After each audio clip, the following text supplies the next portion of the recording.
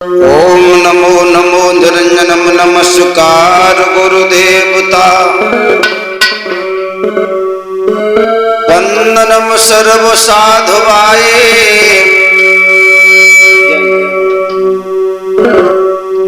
प्राणामं पारं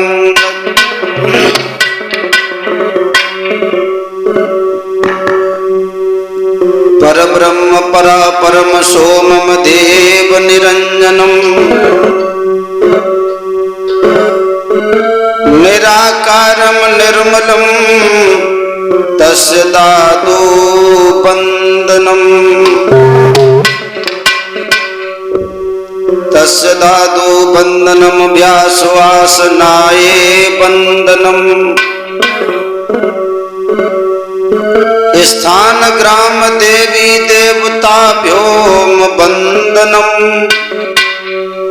मातृ पितृ गुरु चरण कमलोभ्यों वंदनम्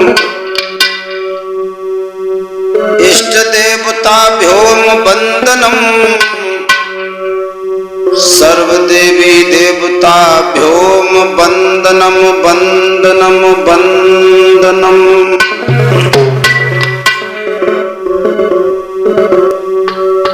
ओम अंजनी गर्भाय विद्महे वायुपुत्राय धीमहि तन्नो हनुमानाय प्रचोदयात्। विवाह शादी के मौके पर ये कुनबा काम देता है। विवाह शादी के मौके पर ये कुनबा काम देता है। मुसीबत में सहारा प्रभु का ही नाम देता है। सैर करने हम चले दिल में कुछ अरमान थे। सैर करने हम चले दिल में कुछ अरमान थे। एक तरफ जंगल ही जंगल एक तरफ शमशान थे। पैर हड्डी पर पड़ा क्या हो हाथी के ये बयान थे। ओ चलने वाले चल संभल करो हम भी कभी इंसान थे। मेरे मालिक अखियां पत्थर आ गई तेरा इंतजार करते करते, मगर तेरा दीदार ना हो सका। हमारी पथरा गई अखियां कन्हैया तुम नहीं आए।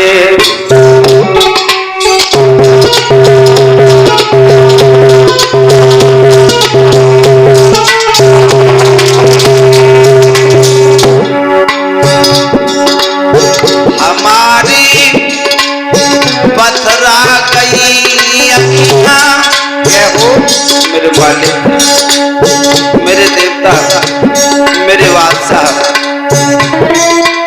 पथरा गई अखियां अखियां अखियां कन्हैया तुम नहीं आए।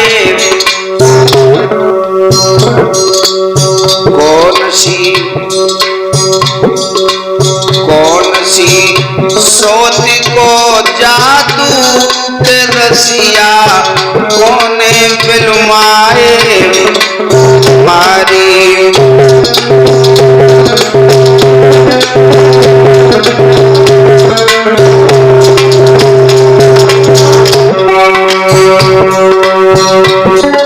प्यार तुमसे किया राजा जा दुनिया को ठुकरा बैठे। मालिक तुम बिन कैसे कटी रतियां, कोने बिलवाए मारी।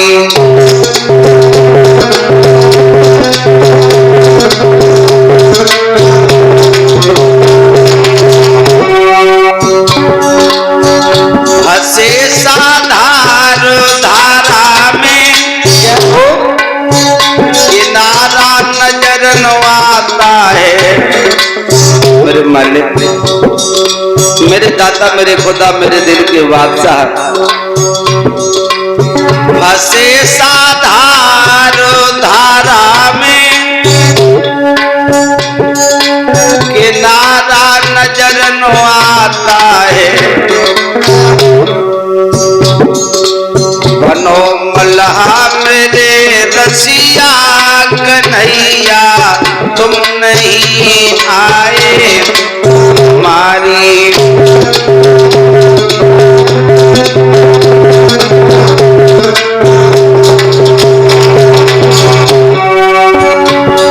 श्रृंगार बना कर देख लिया। जय हो मेरे मालिक। अब भस्म रमा के देखेंगे,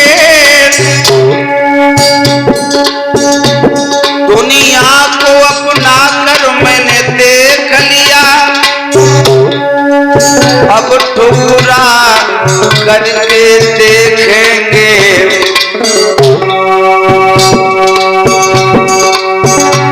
ये दिल तुम्हें दिया है मेरे मालिक, एक बार की हद है, आना पड़ेगा मेरे कन्हैया। ये मेरे प्यार की जिद है, मर जाऊंगा मैं और खुली रहेगी अखियां। क्यों और कन्हैया तेरे इंतजार की हद है। हमारी पथरा गई अखियां कन्हैया, तुम नहीं आए हमारी।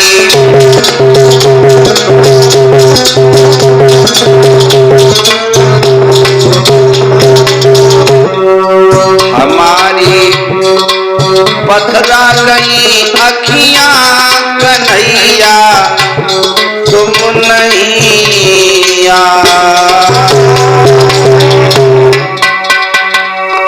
बोलिए भक्त वत्सल भगवान की जय हो। आदर के एक बुजुर्ग प्यार करने के बच्चों, सती सीता सावित्री अनसुईया जैसी पावन भूमि पर उपस्थित श्रद्धामयी मेरी माताएं, मेरी बहनाएं, मेरी बेटियां, वयोवृद्ध व साथियों, मेरे हम अमर दोस्तों, आपकी पावन तीर्थ नगरी ग्राम हरवंशपुर में इस पावन पवित्र स्थली पर भगवान की कथा को चलते हुए आज कथा का षष्ठम दिवस है। धीरे धीरे भगवान भास्कर अपने उदयास्त के लिए जा रहे हैं। प्रातः काल की बेला धीरे धीरे संध्या की तरफ ढलती हुई जा रही है। राजा परीक्षित के लिए श्री सुखदेव जी महाराज श्रीमद् भागवत की कथा सुना रहे हैं।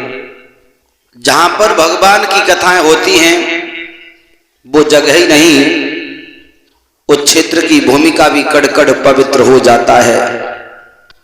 मनुष्य के जब जन्म जन्मांतर के पुण्य उदय होते हैं तभी मनुष्य के जीवन में भगवान की कथाएं, संतों का समागम, अच्छे लोगों की संगति करने का अवसर प्रदान होता है। अभी आप भगवान श्री राम के चरित्र के बारे में कथा सुन रहे थे। भगवान श्री राम के जन्म को कितना समय हुआ? भगवान श्री राम के जन्म को 12,06,283 वर्ष हो गई। 12,06,283 वर्ष भगवान श्री राम के जन्म को, जब मर्यादा पुरुषोत्तम भगवान श्री राम हमारे हिंदुस्तान में आए। और भगवान योगीराज श्री कृष्ण के जन्म को 5738 वर्ष हो गई। 5738 वर्ष लगभग जब भगवान योगीराज कन्हैया हमारे देश में आए। लेकिन भाइयों, जब हम रामायण पढ़ते हैं, गीता पढ़ते हैं, भागवतें सुनते हैं, तो हमें ऐसा लगता है कि मेरे राम, मेरे कृष्ण अभी कभी पैदा हुए हों। ये उन्हीं को लगता है जो भगवान की कथा को अपनी अंतर आत्मा की गहराई से सुनते हैं, और जिनके मन में नाचना कूदना मस्ती करना जिनके दिल में बसा हुआ है, उनकी बात नहीं कर रहा हूं मैं। मेरे पास में कुछ शिकायत आई थी, राम प्रकाश भैया कह रहे थे गुरुजी कुछ माताएं बहनें शिकायत करती हैं कि तुम नचाते नहीं। मैंने उनको जवाब दिया, तुमसे उसी माता बहन ने कहा होगा जो भक्ति नाम का नाम ही नहीं जानती होगी, केवल मस्ती जानती होगी।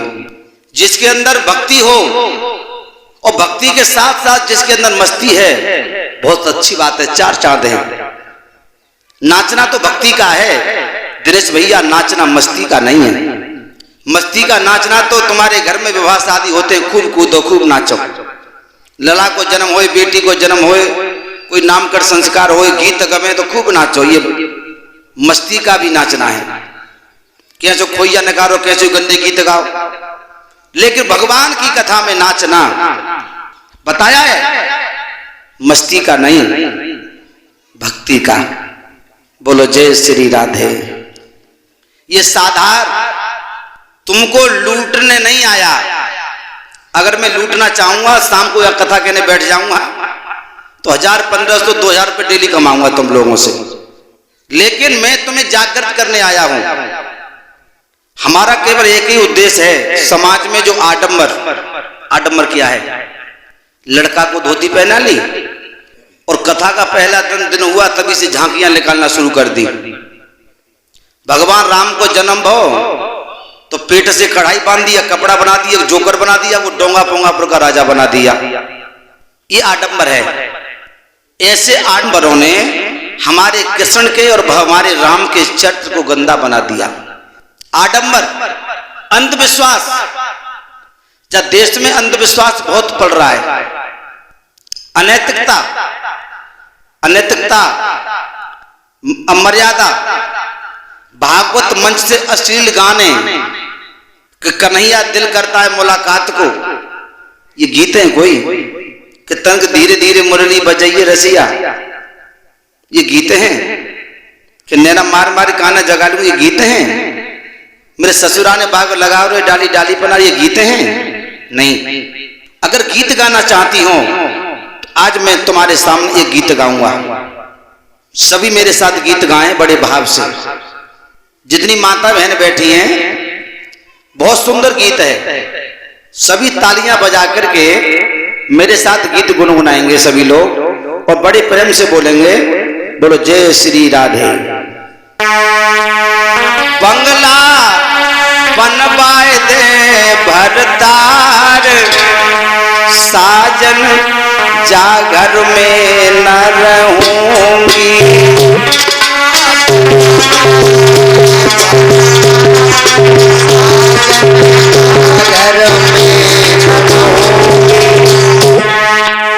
माता बहनों, ये बंगला नहीं है, ये आत्मा रूपी दुल्हन परमात्मा से कह रही है, ये हमारा शरीर ही एक बंगला है। बंगला बनवाए दे रंगदार, साजन जा घर में न रहूंगी।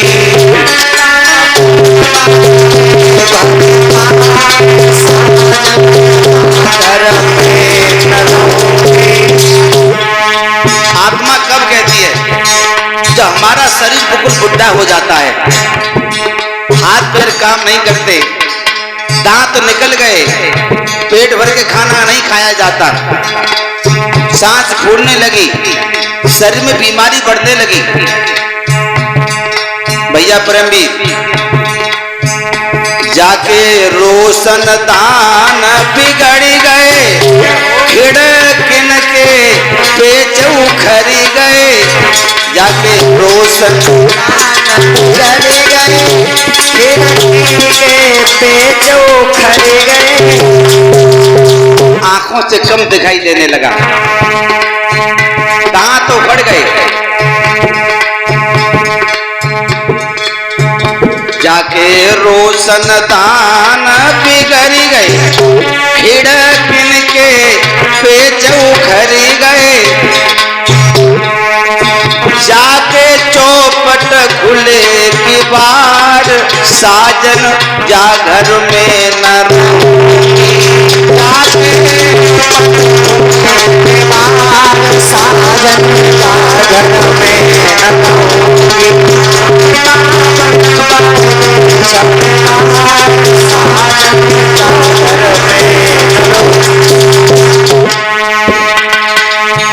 जाको भीम बीचते चटको, छजो आगे को लटको। जाको भीम बीचते चटको, छजो आगे को लटको। भैया भूदे सिंह, जब बुढ़ापा आ जाता है, रीढ़ की हड्डी आगे को झुक जाती है, गर्दन कमर,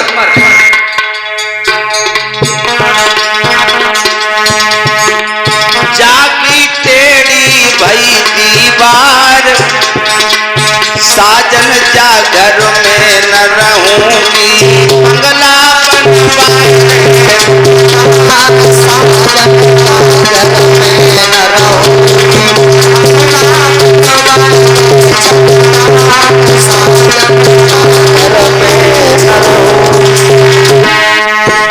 बरसात महीना आवे, हो आंगन गीलो हुई जावे। बरसात महीना आंगन गीलो हुई जावे। बुढ़ापो आ जाए, खांसी आ गई, अठन्नी चवन्नी बाहर निकालने लगे। अठन्नी चवन्नी समझ गए हैं? कब? बरसात महीना आवे, आंगन गीलो हुई जावे। बरसात महीना आवे, आंगन गीलो हुई जावे। डोकर पड़ गए हैं बीमार, साजन जा घर में न रहूंगी। बंगला घर में न रहूंगी।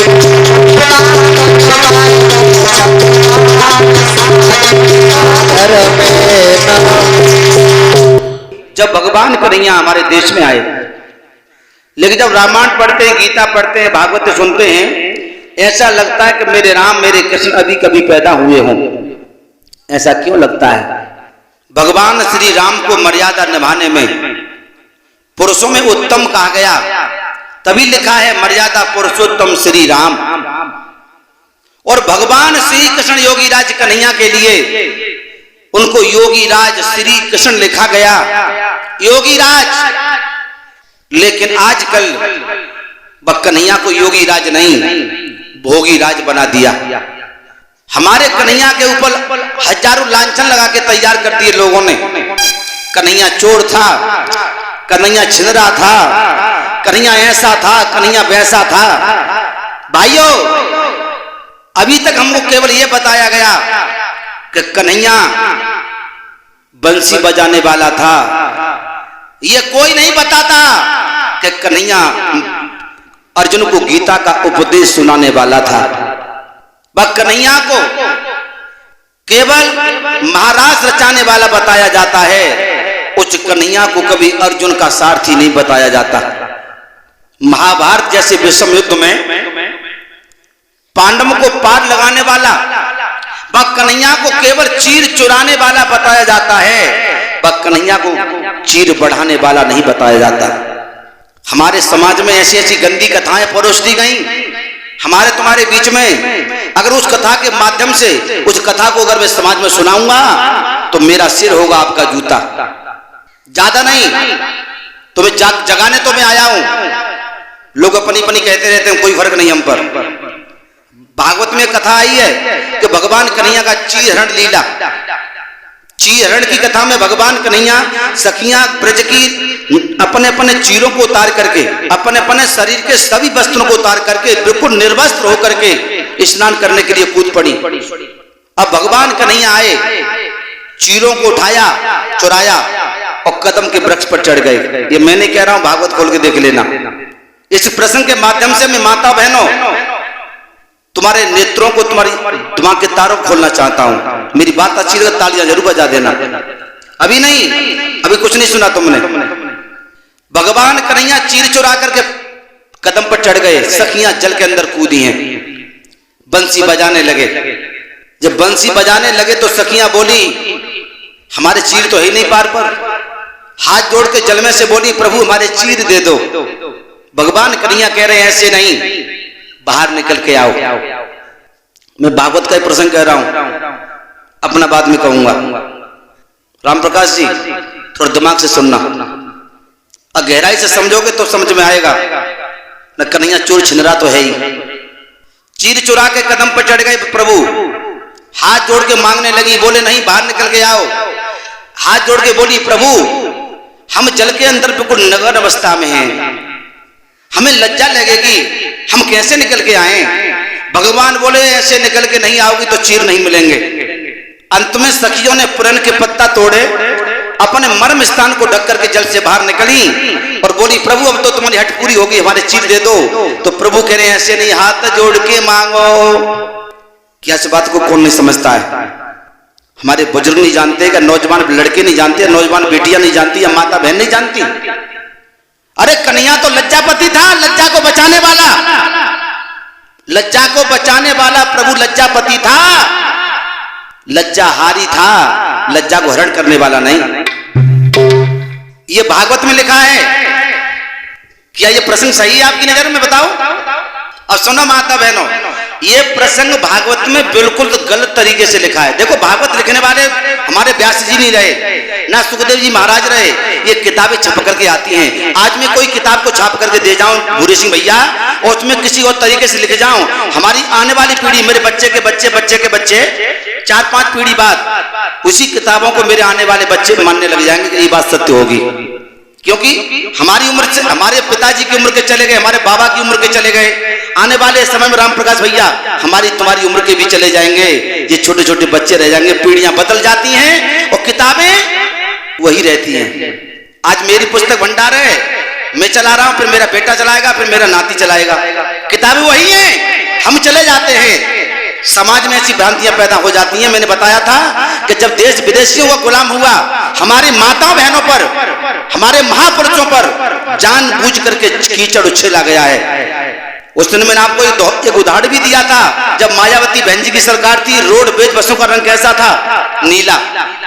अखिलेश भैया की सरकार आई, लाल पट्टी हो गई, और जब बाबा की सरकार आई अब भगवा। कहने का मतलब जो हमारे देश पर राज करता है वो अपनी संस्कृति को, हमारी संस्कृति को, हमारी सभ्यता को अपनी सभ्यता में बदलने का प्रयास करता है। बोलो जय श्री राधे। बहनाओ, ये प्रसंग ऐसे नहीं है भागवत में। असली भागवत जो थी उसमें कैसे था वो मैं बता रहा हूं। भगवान कन्हैया ने यह देखा, अगर किसी गांव में कोई प्रधान हो जाए और गांव में कोई उल्टो सीधो काम होने लगे, तो प्रधान के साथ में जो लोग रहते हैं, उनके साथ रहने वाले लोग, उनके चाहने वाले लोग, वो सारे गांव की सूचना बताते हैं कि उस जगह ये हो रहा है, उस जगह ये हो रहा है। बताते नहीं बताते? मुख्य आदमी के लिए। भगवान कन्हैया ने जब बालापन उम्र में राक्षसों का वध कर दिया तो भगवान की ख्याति फैल गई, लोग मानने लगे हाँ ईश्वर नाम की चीज है। तो कुछ लोगों ने बताया कि सखियां जल के अंदर नग्न अवस्था में स्नान करती हैं। भगवान ने सोचा अगर ये स्नान करती हैं तो ये प्रथा बिल्कुल गलत है, ऐसा नहीं होना चाहिए। जैसे मैं बता रहा हूं कि कुंवारी कन्याओं को नाचना सभा में बिल्कुल गलत है, ये प्रथा बंद होनी चाहिए। जो शादीशुदा माता बहनें हैं, जो पति वाली हैं, वो खूब नाचो, हमें कोई ऐतराज नहीं। मैं कुंवारी कन्या की बात करता हूं। उसी तरह से मेरे कन्हैया ने भूरे सिंह जी ये प्रण किया, इस प्रथा को बंद करना चाहिए। मेरे प्रभु ने एक समय निश्चित किया कि कौन से समय पर सखियां जल में स्नान करती हैं और कूद जाती हैं। उसी समय के अनुसार मेरे प्रभु ने देखा कि सखियों ने अपने वस्त्र उतार दिए और जल में कूद गई, गर्दन तक जल है। भगवान आए, भगवान खड़े हो गए, उन्होंने देखा कि सखियां जल में हैं और भगवान पार पर खड़े हो गए, तो सखियां थोड़ी और डुबकी मार गई, हल्की सी विस्मित हो गई, सहमित। एकदम से भगवान बोले, देवियों अगर तुमको बुरा न लगे तो मैं तुमसे एक बात कहूं। देखिए चीर भी, उनके चीर भी पार पर रखे हैं, भगवान कदम पे भी नहीं चढ़े, भगवान कदम पे भी नहीं चढ़े, चीर भी पार पर रखे हैं। हाथ जोड़ करके भगवान बोले, देवियों तुमसे एक बात कहना चाहता हूं, अगर तुम्हें बुरा न लगे। हाथ जोड़ के बोली, प्रभु कहो क्या कहना चाहते हो। भगवान ने कभी चीर नहीं चुराए, चीर पार पे ही रखे हैं। भगवान ने कहा, देवियों पहली भूल तुम ये कर रही हो कि स्त्री का नग्न भेष अपराध होता है, स्त्री को कभी नग्न अवस्था में स्नान नहीं करना चाहिए, ये पहली गलती आप कर रही हो। दूसरी भूल आप ये कर रही हो कि नग्न अवस्था में जल के अंदर स्नान करना अपराध है, क्योंकि जल के अंदर वरुण देव का वास होता है। आप जल के देवता वरुण का अपमान कर रही हो, आप दूसरी भूल कर रही हो। भगवान कदम पर नहीं है और चीर भी पार पर रखे हैं और सखियां भी जल के अंदर हैं, उनका जो शरीर देखने के योग्य नहीं है। पूरे सिंह गर्दन तक जले वो दिखाई नहीं दे रहा है, भगवान सामने खड़े हैं, अंत नहीं। वो जल से बात कर रही है, भगवान पार से बात कर रहे हैं, चीर पार पर खड़े रखे हुए हैं। तीसरी बात प्रभु ने कही, तीसरी तुम महाभूल कर रही हो, महाभूल।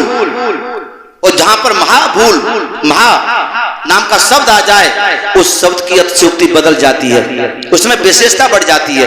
महाभूल, हाँ सखियां चौक पड़ी, महाभूल कैसी। भगवान ने कहा, महाभूल तुम ये कर रही हो देवियों कि जातिन से ब्रज में मेरा जन्म हुआ है, बादन से मेरे मामा कंस ने मुझे मारने के लिए अनेकों राक्षस भेजे, और जब पूरे ब्रज क्षेत्र में कोई ना कोई राक्षस घूमता रहता है, और राक्षस का स्वभाव होता है किसी को व्यर्थ में परेशान करना।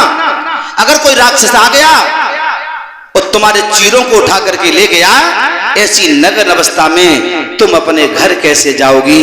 मेरे प्रभु ने यह कहा था, तो गोपियों ने हाथ जोड़ लिए। गोपियां कभी बाहर निकल के नहीं आई और मेरे कन्हैया ने कभी बाहर नहीं बुलाया।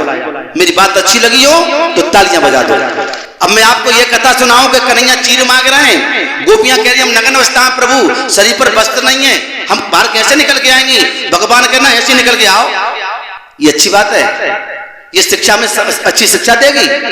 ऐसी कथाएं हमारे समाज को अच्छा बनाएंगी।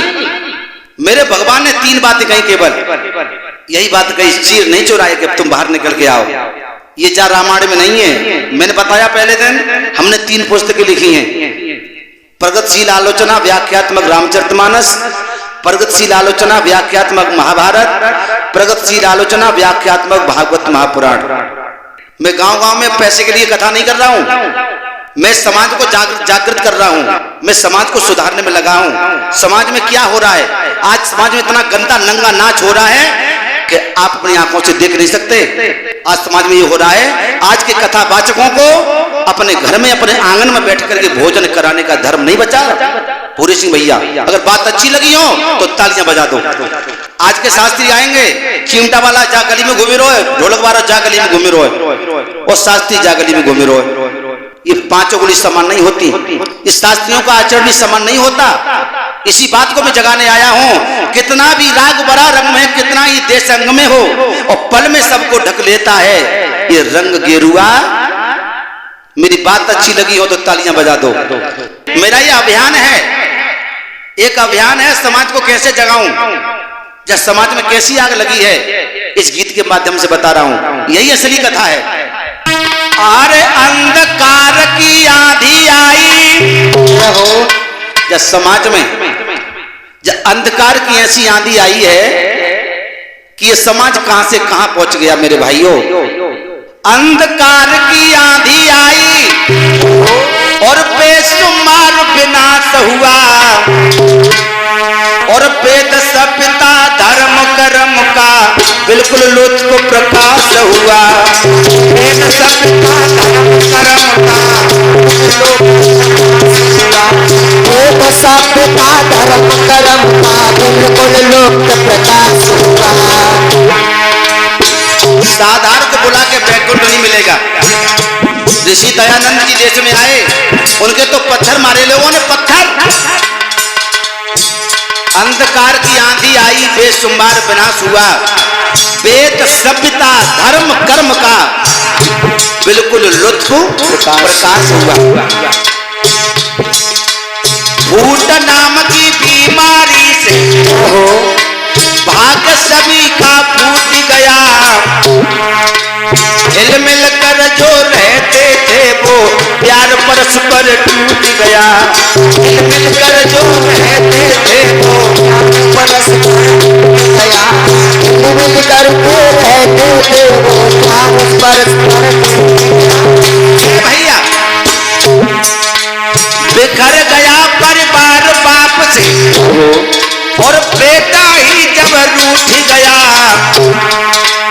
वेद पंथ सुखदाई तायरे वो लोगों से छूट गया। वेद पंथ सुखदाई तायरे वेद पंथ सुखदाई पाखंडी गुरुओं के द्वारा सावधान। आजकल के महात्माओं से सावधान। जब देश में समय समय पर पाखंडी गुरु पैदा हुए, पाखंडी गुरुओं के द्वारा अरे भारी सत्यानाश हुआ। वेद सभ्यता धर्म कर्म का, वेद सभ्यता धर्म कर्म का बिल्कुल लुत्फ प्रकाश हुआ। वेद सभ्यता धर्म कर्म का हुआ। वेद सभ्यता धर्म कर्म का बिल्कुल लुत्फ प्रकाश हुआ। याद रखना भाइयों, फूट नाम की बीमारी से भाग्य सभी का फूट गया। जब देश में घर घर में फूट है। अरे पहले का महाभारत हुआ, अब तो भाई भाई में महाभारत, सास बहू में महाभारत, बहन भाई में महाभारत, भाई भाई में महाभारत, पिता पुत्र में महाभारत, बहन बहन में महाभारत। फूट नाम की बीमारी से भाग्य सभी का फूट गया।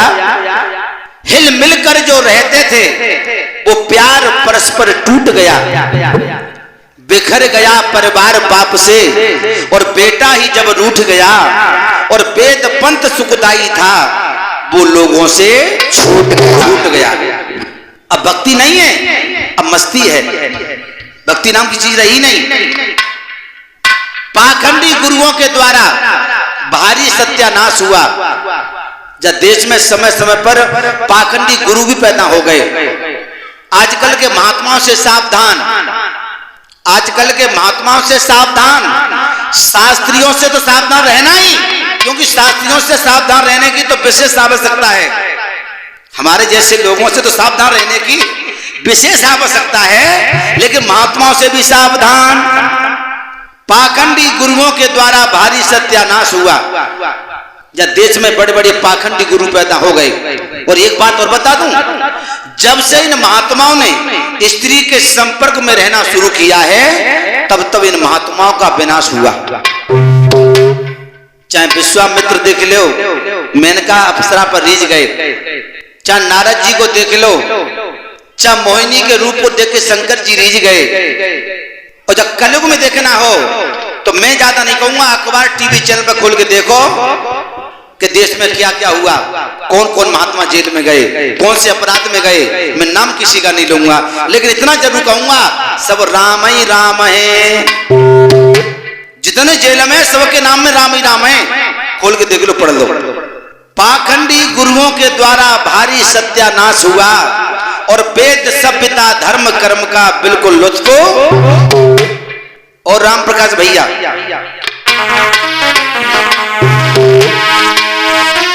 अरे पशुओं जैसे भी नहीं होते और इस मानव के काम नहीं। पशुओं जैसे भी नहीं होते। पशु पहले कौन सा चारा खाता था? वो प्राचीन चारा आज भी खा रहा है। अपना भोजन छोड़ के किसी दूसरे का भोजन नहीं करता। और मानव के पुतला, तू दूध घी मक्खन खाने वाला अंडा मांस और शराब पीने लगा। पशु को छोड़ दीजिए पूरे हार में, बाकी भूत ही ना मिंत। और तेरे घर में रोज चुड़ैल खेलती हैं। पशु चाहे अस्वस्थ हो चाहे स्वस्थ हो, आपको बेटाम सोता हुआ नहीं मिलेगा। तूने गांजा में दम लगा ले तो सुसियाए रहो, और ज्यादा रोट खा ले तो सुसियाए रहो, तेरा सोने का टाइम ही नहीं। यहाँ पर भी पशु से गिरा हुआ है मानव। पशु साल में एक बार बच्चे बनाने का विधान अपनाता है। राम प्रकाश, पशु साल में एक बार बच्चे बनाने का विधान अपनाता है, और मानव के पुतला तू दिन और रात व्यभिचार में लगा रहता है। यहाँ पर भी पशु से गिरा हुआ है मानव। पशुओं जैसे भी नहीं होते तो मानव के काम नहीं। अरे पशुओं जैसे भी नहीं होते और इस मानव के काम नहीं। ऐसी कोई जगह नहीं जहां होते कत्ले आम नहीं। ऐसी कोई जगह नहीं जहां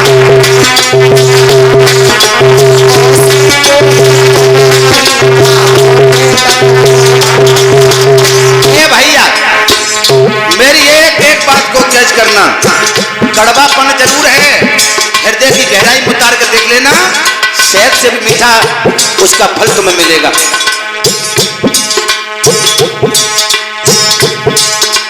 भ्रष्टाचारी नहीं जहां पर हो, ऐसा कोई काम नहीं।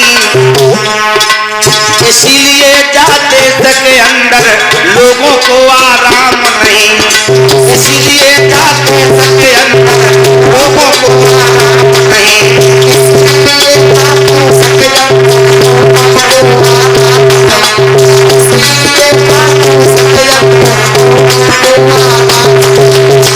मेरी बहनों, मेरे भाइयों,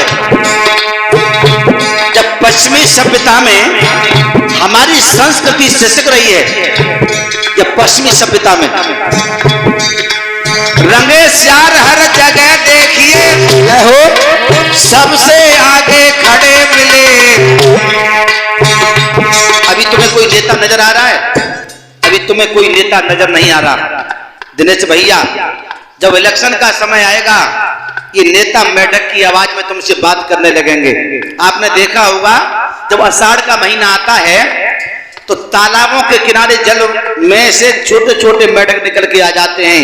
वो कहते हैं सर्वरात सर्वरात सर्वरात। उसके बाद थोड़ी बारिश और होती है परिषद, उससे बड़े बड़े पीले पीले मेढक निकल के आ जाते हैं। वो कहते हैं कुन कुन कुन कुन कुन कुन कुन कुन कुन कुन कुन कुन। इसी तरह से भूरे सिंह, ये बरसाती मेढक तुम्हें चाचा ताऊ फूफा जीजा सब बनाएंगे। अभी कोई नेता नजर नहीं आ रहा। रंगे श्यार हर जगह देखिए हो, सबसे आगे खड़े मिले। सभा मंच और संस्थाओं में इनके झंडे गड़े मिले। सभा मंच और संस्थाओं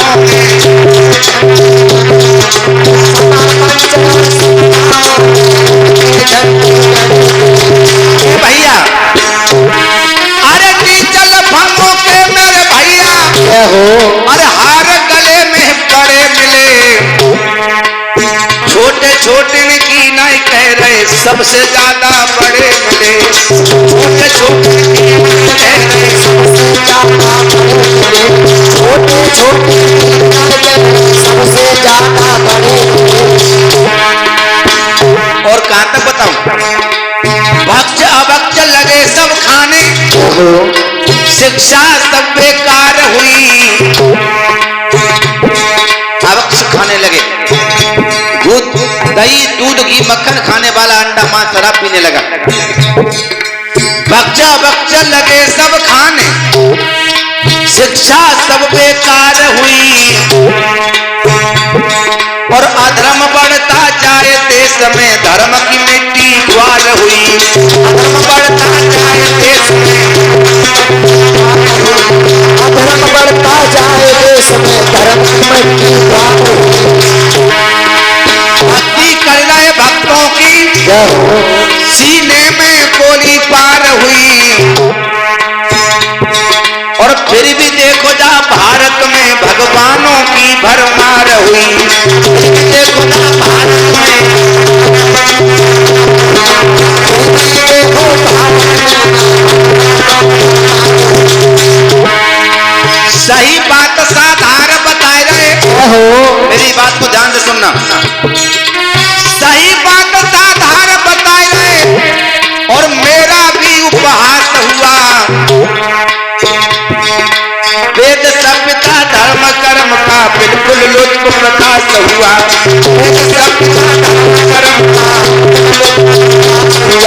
वेद सभ्यता धर्म कर्म का बिल्कुल लुत्फ प्रकाश हुआ।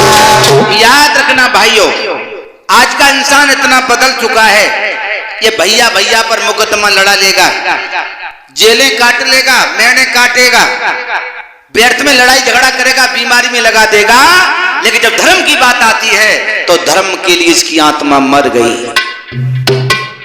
मेरे भाइयों, भगवान राम को तुम मानते हो, भगवान कृष्ण को मानते हो, भागवतें हो रही हैं, रामलीलाएं हो रही हैं, रासलीलाएं हो रही हैं, कीर्तन हो रहा है। कीर्तन हो कैसा रहा है कि रामा रामा हरे हरे और दारू पियो, कीर्तन हो रहा है। इसलिए हिंदू लुट रहा है। नस्बंदी कौन की हुई थी मंदिरा के जमाने में? तुम्हारी। किसी मुसलमान से कहो तुम नस्बंदी कराओ, वो कहेगा नहीं, मेरे कुरान में नहीं लिखा, हम नस्बंदी नहीं कराएंगे। और हिंदू की औलाद, तेरे कौन से वेद में लिखा है कि तू हिजड़ा हो जा? तुम राम को मानते हो, कृष्ण को मानते हो, लेकिन राम की नहीं मानते, राम की नहीं मानते। तुम उनके चित्त की पूजा करते हो, लेकिन उनके चरित्र की पूजा कोई नहीं करता, उनके चरित्र की पूजा कोई नहीं करता। राम का नाम केवल जुबान से कहो, काम करते नहीं जो किए राम ने। साधार को प्रभु ने अपना दूत बना के भेजा है, और मैं तुमसे इसलिए कह रहा हूं, एक जगह ये लिखा हुआ था कि यहां पेशाब करना मना है, एक व्यक्ति ने आके पेशाब कर दिया, दूसरा व्यक्ति आया हमारा पवन बार, उसने पेशाब कर दिया, और कमेटी वाले जो पुलिस वाले थे उन्होंने पकड़ लिया राम प्रकाश। जब पुलिस वालों ने पकड़ा, पूछा है बोल तूने पेशाब क्यों किया? बोला सरकार हम तो बिना पढ़े लिखे हैं, हमें क्या पता जो करिया करिया का लिखो।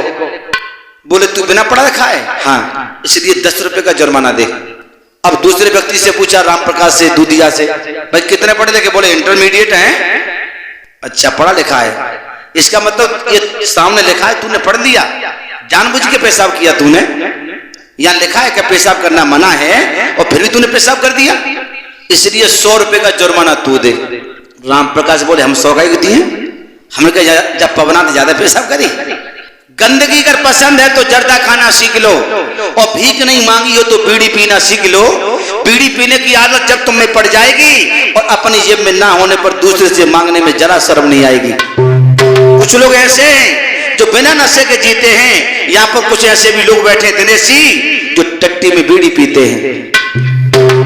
भाइयों, जब परमात्मा के दरबार में हमारी तुम्हारी पेशी होगी तो भगवान बुलाएंगे, ओरे साधार इधर आ, ओरे उल्लू के पट्टा, तू दिन और रात समाज को जगाता रहा, पैसा कमाता रहा, तूने समाज को नई दिशा नहीं दी, शिक्षा नहीं दी। दारू नहीं पीनी चाहिए, मांस नहीं खाना चाहिए, चोरी नहीं करनी चाहिए, झूठ नहीं बोलना चाहिए, धर्म में कदम आगे बढ़ाना चाहिए, धर्म नहीं करना चाहिए, सत्य बोलना चाहिए, पढ़ी माँ बहन बेटी को बुरी दृष्टि से नहीं देखना चाहिए, तूने समाज को नहीं बताया।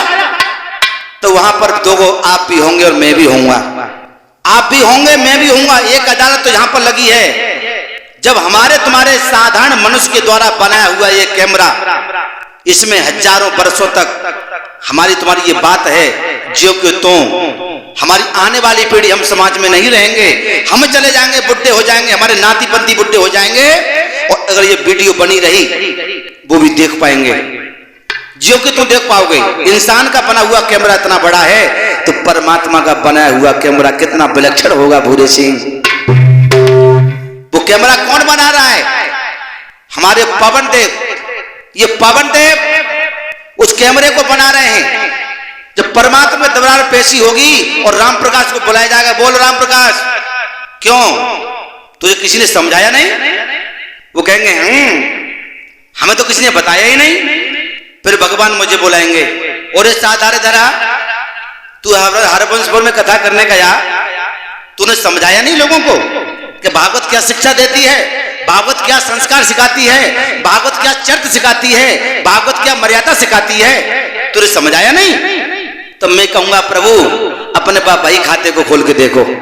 मैंने कितना समझाया लोगों के लिए, फिर ही मैंने समझाया, अपने पथ पर अड़िग रहा, अपने पथ से भ्रष्ट नहीं हुआ, डिगा नहीं, वही उसी अंदाज में वही बात मैंने समझाई, लेकिन इनकी समझ में नहीं आई। तो प्रभु जी मेरा क्या दोष है? उसी समय दरबार में ताली बज जाएगी, बस 100 रुपए के जुर्माने से मैं बच जाऊंगा, तो तुमको भोगना पड़ेगा। इसलिए कह रहा हूं, हम राम को मानते हैं, कृष्ण को मानते हैं, उनके चित्र की पूजा करते हैं, उनके चरित्र की पूजा कोई नहीं करता। मेरे भाइयों, ये ना पूछो कि अब हम किधर जाएंगे, बहुत थक चुके हैं, अपने घर जाएंगे। कितना प्यासा हूं अगर मैं बता दूं तुम्हें, तो चलते दरिया भी रुक जाएंगे। लोग मरने की चिंता तो करते वृथा, हम जिंदाई कहां जो मर जाएंगे। एक आस में जिंदा हैं, हमारा समाज कैसे आगे बढ़े, हमारे आने वाली पीढ़ी राम को कृष्ण को कैसे पहचाने, महाभारत में अर्जुन के पराक्रम को कैसे जाने, भीष्म के पराक्रम को कैसे जाने। अगर हम लोग कन्हैया को नचगैया बना के नचाते रहेंगे तो ये आने वाली पीढ़ी नहीं जान पाएगी कि कर्ण कौन था, अर्जुन कौन था, भीम कौन था, युधिष्ठिर कौन था, ये नहीं जान पाएंगे।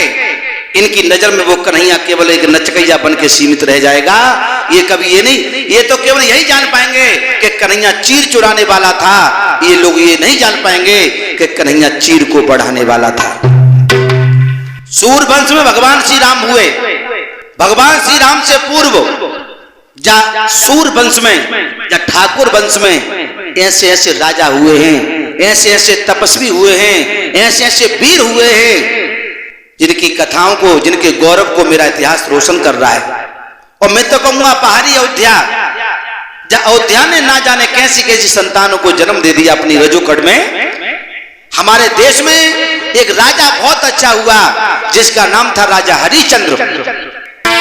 आर्य भानु वंशव कंस भयो नप तप धारी हरिश्चंद्र। कैसा था राजा? अवधपुरी सुख धाम, धाम विश्राम नाम रजधानी।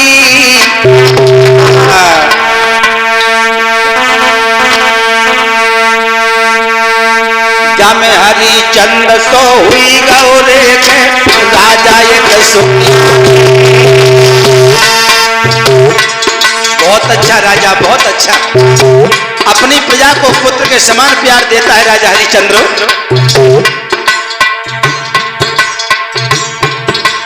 अरे माया यरबन खरब सुखी बिद सरवती तारा रानी के तारा रानी।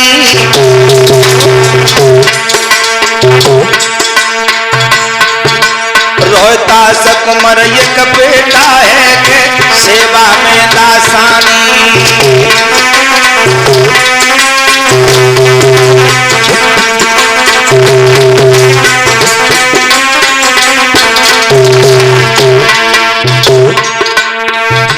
एक बेटा है जिसका नाम रोहतास है। ए विपदा बरिया सब पे परिया मर दोस्त में सताए दो जाए। और विपदा पड़ गई शिव शंकर पे जब भस्मासुर पड़ो बिचारे।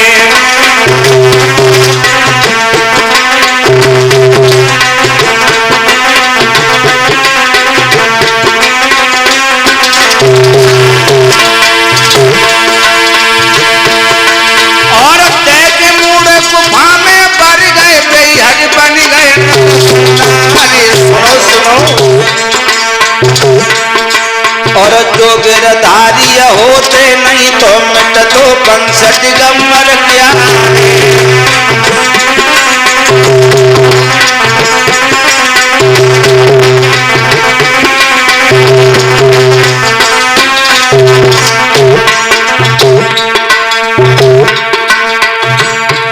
मेरी धीरे धीरे कथा बताएंगे तुम बढ़ गई है।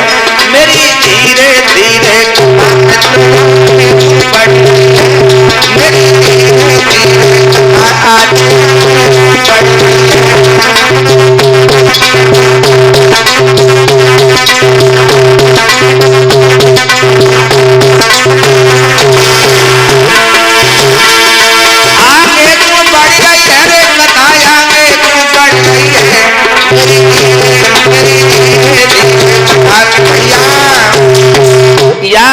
मेरे भगवत प्रेमियों, अयोध्या नगरिया में बहुत अच्छा राजा हुआ जिसके पग में पद्म है, जिसके माथे पर चंद्रमा तपरा है, गले में बैजंत की मालाएं पड़ी हैं और देवराज इंद्र भी उसके शासन के सामने लालित होता है, जिसकी प्राण प्यारी रानी का नाम है शिव्या, इसी को तारावती कहते हैं। एक बेटा है जिसका नाम है रोहतास। राजा हरिश्चंद्र की कीर्ति का गुणगान हो रहा है। एक दिन देवताओं का दरबार लगा है, गुरु वशिष्ठ विश्वामित्र सभा में मौजूद हैं। एकदम से गुरु वशिष्ठ जो राजा हरिश्चंद्र के गुरु हैं वशिष्ठ जी, विश्वामित्र को देखा, प्रणाम किया। एकदम से विश्वामित्र जी कहने लगे, वशिष्ठ जी, हाँ, हमने सुना है कि तुम्हारा चेला हरिश्चंद्र आजकल बहुत आगे बढ़ रहा है। आपने ठीक सुना है। और हमने ये भी सुना है वो 101 का अश्वमेध यज्ञ करने का संकल्प किए बैठा है। अच्छा, हाँ, वो 101 यज्ञ नहीं 1001 करे फिर भी थोड़े हैं। महात्मा जी कहिए। आप जानते हो किससे बात कर रहे हो? हाँ हाँ मैं जानता हूँ। हाँ, अपने चेला पर तुम्हें बड़ा घमंड है। हमारे चेला पे घमंड होना चाहिए कि हमारा चेला ऐसो है। अच्छा, हाँ, तुम नहीं जानते हो? बताओ। मेरे भाइयों, विश्वामित्र जी कहने लगे, सुनिए। सुनाओ। वशिष्ठ जी कहिए। आरे सत होता है, व्रत होता है, पर सीमा सबकी रहती है। सावन भादों के दिन पाई, सावन भादों का जब महीना आता है, सावन भादों के दिन पाई की नदिया भी ऊपर बहती है। सावन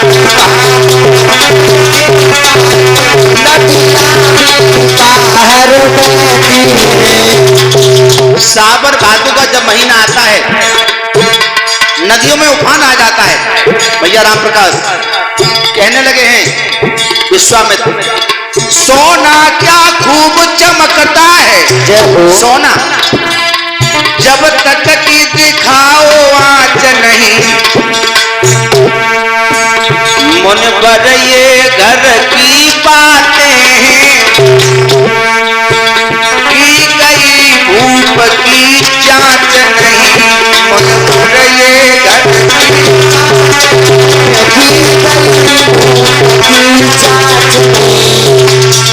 अभी तुम्हारे चेला हरिश्चंद्र की परीक्षा नहीं ली गई है। अगर आपकी आज्ञा हो हाँ, तो परीक्षा ले लो। बिल्कुल परीक्षा लो, लेकिन मेरी दो शर्त होंगी। कौन सी? पहली शर्त ये होगी, हाँ, मैं तुम्हारे चेला की परीक्षा लूंगा, तुम अपने चेला की मदद नहीं करोगे। ठीक है, नहीं करेंगे। नहीं करोगे? बिल्कुल नहीं। दूसरी शर्त, हाँ, अगर मुझे तुम्हारी मदद की आवश्यकता हुई, हाँ, आप मेरी मदद करोगे। बिल्कुल करेंगे तुम्हारी मदद। शर्त हो गई। राजा हरिश्चंद्र को छलने के लिए विश्वामित्र जी ने सूकर का रूप बना लिया, सूकर का, और राजा हरिश्चंद्र की बगिया को तहस नहस करने लगे। अरे आलू गुल गोभी प्यारी,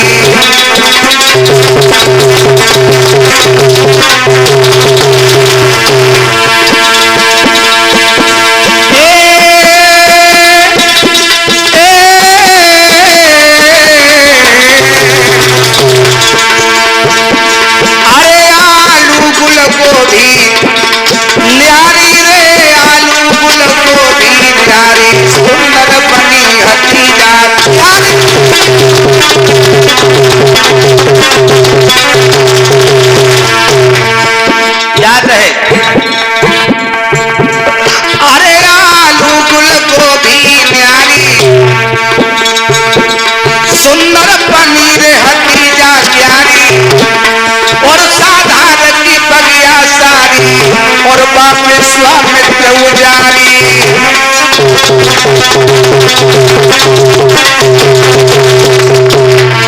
मुख्यमाली कहने लगा, अरे सरदारों, ये सुअर आ गया है बाघ मार दो से, मेरे मुंह की तरफ क्या देख रहे हो?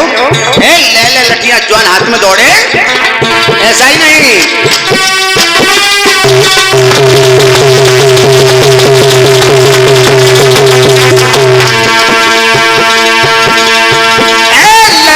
लठियां हाथ में दौड़े, और बाजू कर पे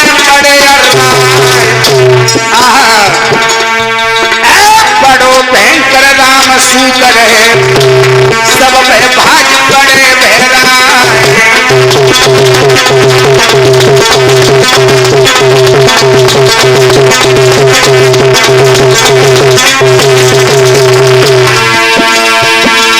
ऐसा ही नहीं, काऊ की दांतन से जांगलन फाड़ी,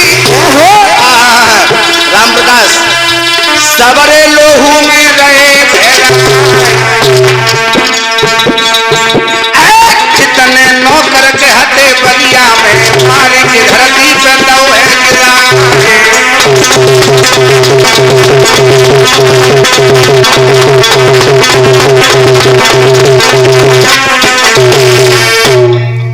सभी नौकरों को पछाड़ दिया, मुख्य माली की जंघा को फाड़ दिया। आज मुख्य माली लंगड़ाता हुआ महाराज की दुहाई हो। अरे माली, हाँ अरे क्या बात है महाराज, गजब हो गया। क्या गजब हो गया? बाग में एक सूकर आया, इसने सारी बगिया को टेस्ट नेट कर दिया, मेरी जंगा को फाड़ दिया। अरे तेरी जंघा को फाड़ दिया? हाँ महाराज। जरूरी धूम सिंह चले जाओ, किसी डॉक्टर पट्टी करवाया हो। महाराज बहुत दर्द हो रहा डॉक्टर है। ना मिले तो हमारे एमकेडी हॉस्पिटल चले जाओ, बधाई। महाराज हाँ, हमारे पैर में बहुत दर्द हो रहा है। दर्द हो रहा है? हाँ फ्रैक्चर हो गया? पंचर हो गया। फ्रैक्चर हो गया होगा। हाँ महाराज भाई हो। कहना क्या चाहते हो? कहना ये चाहता हूँ महाराज, सूकर आ गया है, हाँ। मार के भगा दो। मारे के हमारी बस की बात है ना, हमें तुम छुट्टी दे दो। एक काम करो, हाँ। छुट्टी तो नहीं मिलेगी, तेरे मुझे बड़ा डरपोक नजर आ रहा है। महाराज छुट्टी दे दो। अरे छुट्टी नहीं मिलेगी महाराज, मैं समझो। हाँ हम तेरी बात को समझ रहे हैं। हाँ समझ गए। हाँ तो फिर छुट्टी दे दो। चिंता मत करो, अभी संध्या का समय हो चुका है और संध्या के समय दुश्मन भी दरवाजे पर आ जाए उसका भी सम्मान करना चाहिए। मैं सुबह होते ही सूकर को देख लूंगा। जब सवेरा हुआ है, राजा हरिचंद ने चौतरफा से बगिया को घेर लिया, 500 जवानों को साथ लेके गया और जवानों से कह दिया जिस किसी के पास होकर के सूकर जिंदा निकल गया अपने हाथों से कत्ल कर दूंगा। विश्वामित्र जी सोच रहे हैं अगर मैं किसी जवान के पास होकर के निकलूंगा बेचारा बेमौत मारा जाएगा। आज विश्वामित्र जी राजा हरिचंद के पास होकर के निकल करके भागे। राजा ने तलवार चलाई, तलवार हिल गई, सूकर जिंदा निकल गया। राजा घोड़ा पर सवार हुआ, भागता भागता जब चला, बियाबान जंगल में विश्वामित्र जी ने अपनी काया को पलट कर दिया। झाड़ी में से घुस करके निकल के आ गए, एक महात्मा का भेष बना लिया और राजा से बोले, ए राजा कहिए ये तेरा घोड़ा कैसे कांप रहा है? महाराज, हाँ। इस रास्ता से तुमने सूकर जाता हुआ देखा है क्या? सूकर? हाँ। तुम कौन हो? मैं सत्यवादी राजा हरिचंद, अयोध्या नरेश। इसी बीच में 50 मुद्राएं फिर से भिजवा रहे हैं राजपाल सिंह राघव, बीएसएफ रिटायर्ड फौजी, हमारी कथा पर प्रसन्न होकर के।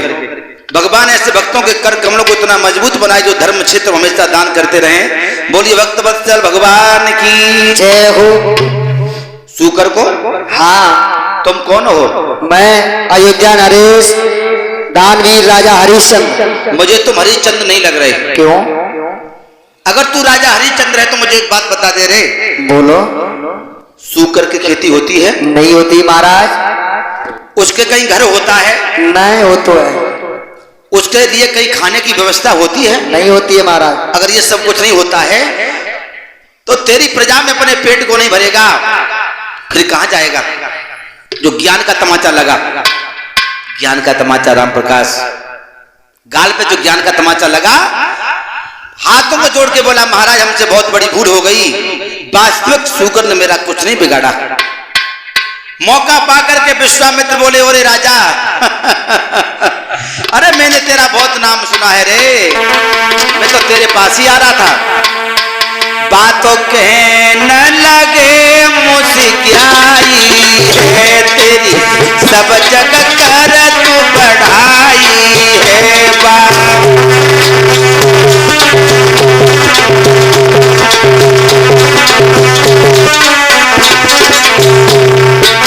ओरे राजा, सारे संसार में तेरी बड़ाई हो रही है। हाँ कहन लगो मुस्कियाई है तेरी सब जग कर तू बढ़ाई है यस कीरत विजय बढ़ाई है रही धर्म ध्वजा फहराई है रही।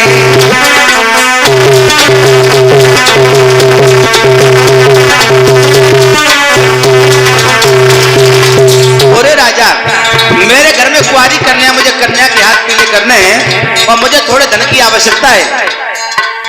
तेरी सबसे ऊंची गादी है करनी बिटिया की शादी है तेरी।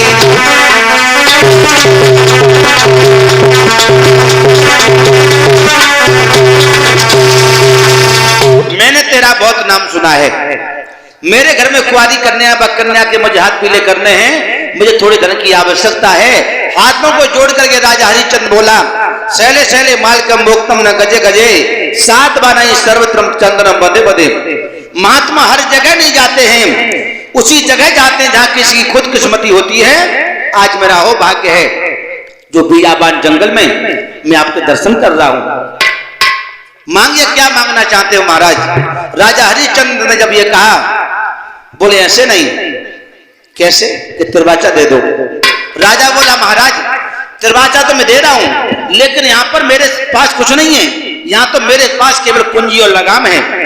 विश्वामित्र बोले तिरवाचा दे दो। राजा बोला, जो मांगोगे वही मिलेगा, वही मिलेगा, वही मिलेगा। मौका पा करके विश्वामित्र महात्मा के भेष में बोले, जबतियो भूप पित पात संत कही पानी। ओरे भारत के सम्राट, अब तो तुम मुझे तिरवाचा दे चुके हो। जबतियो भूप पित पात संत कही पानी और कुंजी लगाम को दान दे मोए दानी। और अयोध्या के सम्राट, केवल कुंजी लगाम का दान ही मुझे दे दे। राजा बोला, महाराज इस कुंजी लगाम का क्या करोगे? अरे और कुछ मांग लो, घर चल के सब कुछ दे दूंगा। विश्वामित्र कहने लगे, राजन मुझे राज नहीं करना, मेरे भूप राज मोई करबे की नहीं दरकार, मुख से नहीं करो, अरे मुख से नहीं करो तो द्वार पे आके मरूंगा पछाड़, मुख से नहीं करो। भैया सुन बाबा के बेन बके पेट में जाड़ो हुआ है। भैया सुन बाबा के बेन बके पेट में जाड़ो हुआ है।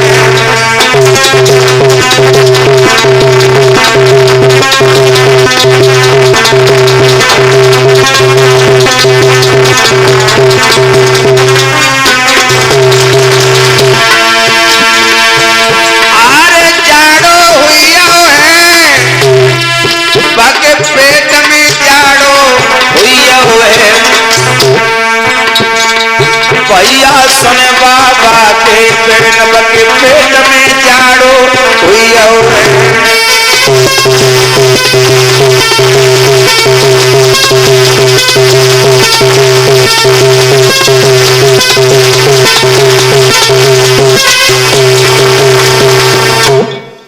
खुले शब्दों में कह दिया, महाराज अगर नहीं मानते तो कुंजी लगाम का संकल्प ले लो। आज संकल्प पड़ा गया, कुंजी लगाम को दान में दे दिया। मुस्कुरा करके कहने लगे, राजा साहब कुंजी लगाम का संकल्प तो हो चुका है, इस संकल्प के पढ़ाई की दक्षिणा और चाहिए। राजा क्या बोला, महाराज घर चलिए मैं सब कुछ दे दूंगा, रो आशीर्वाद को ले लूंगा घरे।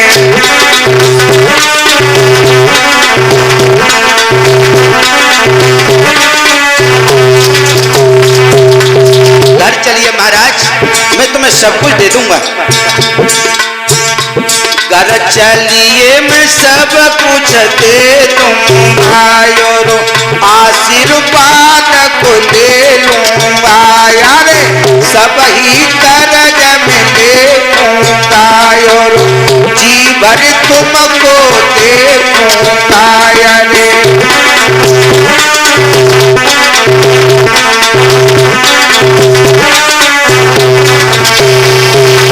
घर चलिए महाराज, घर चल करके मैं सब कुछ तुम्हें दे दूंगा और जी भर के तुम्हारे दर्शन कर लूंगा। अयोध्या में आ जाता है राजा। जब अयोध्या में राजा आया, कोषाध्यक्ष को इशारा किया, है कोषाध्यक्ष, कहिए महाराज। हमारे खजाने में से 60 भार सोना ला करके महात्मा जी को दे दीजिए। महाराज हाँ, पहले चाबी तो दे दो।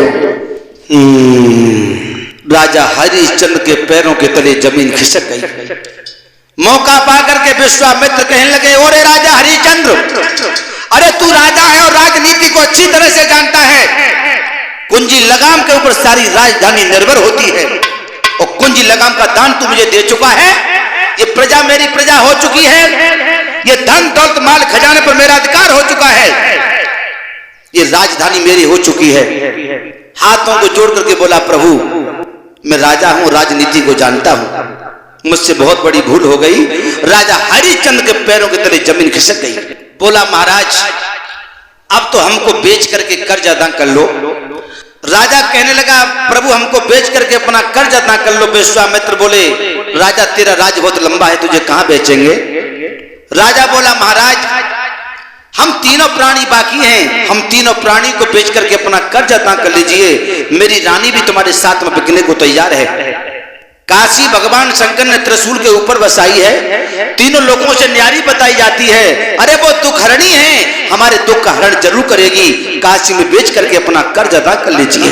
विश्वामित्र जी कहने लगे, जाओ अपनी रानी को पूछ करके आओ।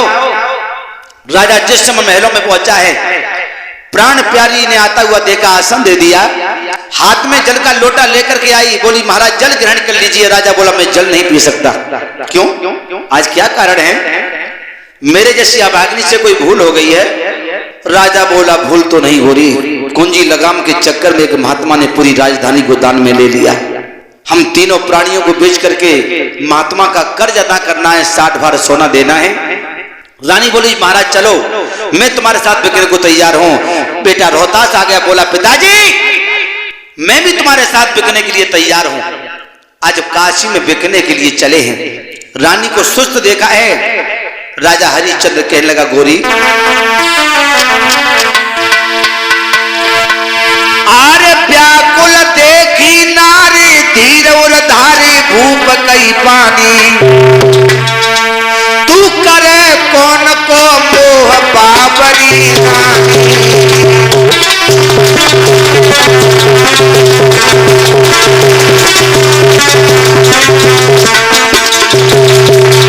प्राण प्रिय, काहे को मोह कर रही हो?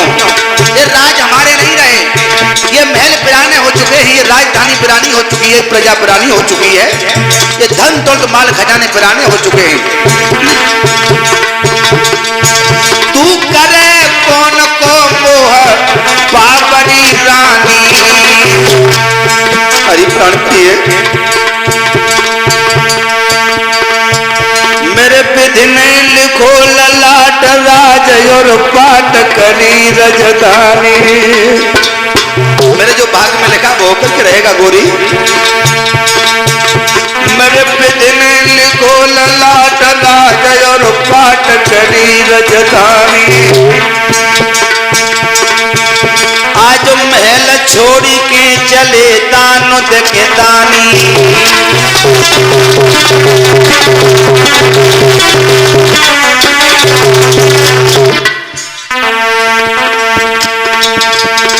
अरे रानी मत देर लगइयो, और गोदी में निकल लला उठाइयो।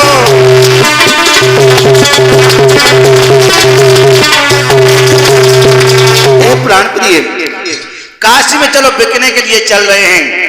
आज तज वस्त्र आभूषण सकल कपड़े फटे तन धार की, दमड़ी न पादी गांठ में दई लात सब में मार के। ये कोड भी साथ नहीं बांधी। राजा रानी बेटा रोहतास काशी को बिकने के लिए चले। क्या दशा थी उनकी मेरी बुद्धि नहीं बता पाएगी। रानी को सब सिंगार छुटो, केवल एक साड़ी मोटी है। राजा पर केवल धोती है, बेटा पे एक लंगोटी है।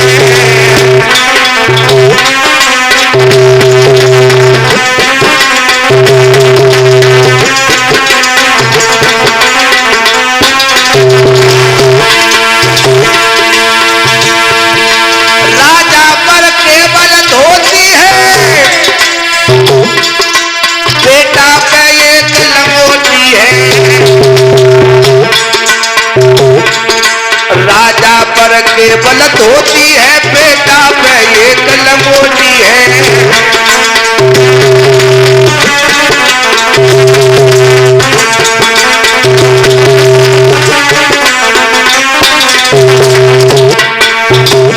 दो दिन दो रातें हो जाती हैं। बढ़ गए फपोरे पायन में,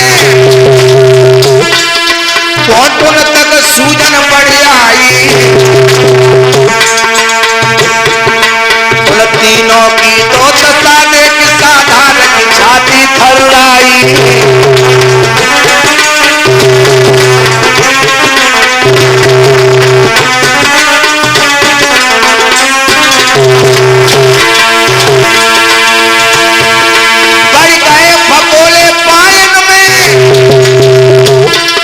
घुटन तक सूजन बढ़ आई। उन तीनों की तो दशा देख साधारण की छाती थर्राई।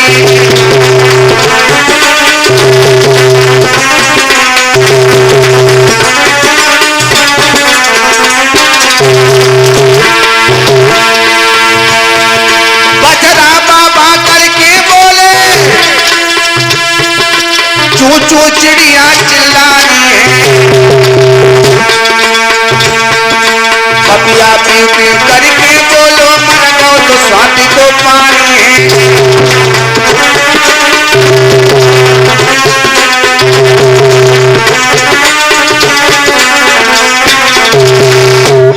आज 3 दिन 3 रातें हो जाती है चलते चलते। बेटा रोहतास को प्यास लगी है, बेटा रोहतास गिर गया जमीन पर। एकदम से रानी बोली, महाराज ठहर जाओ, मेरा बेटा प्यास के मारे मरा जा रहा है, ठहर जाओ पिया, ठहर जाओ। राजा हरिश्चंद्र कहने लगे, गोरी आगे बढ़ी चली आओ, ये प्रलाप करने का समय नहीं है। रानी बोली, महाराज अरे न कछाया में उसे ताले। महाराज ठहर जाओ पिया, मेरा बेटा मर जाएगा, ठहर जाओ। अरे न कछाया में उसे ताले, पानी पी के न प्यास बुझाए ले।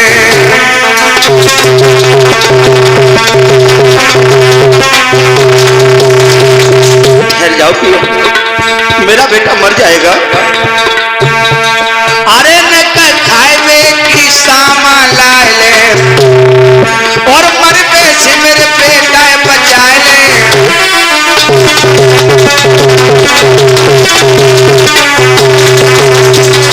ठहर जाओ महाराज, ठहर जाओ। राजा हरिश्चंद्र कहने लगा, गोरी ये प्रलाप करने का समय नहीं। मेरी बनी बनाई बात बिगाड़े मत रानी, कछु थोड़ी सी रह गई शेष मेरी राजधानी।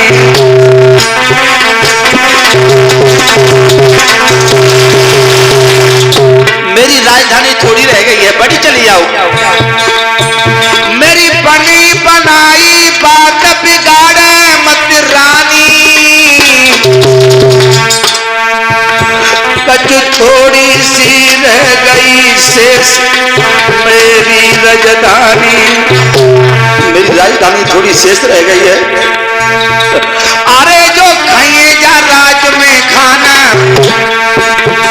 मेरे सिर पाप चढ़ेरी मनमाना।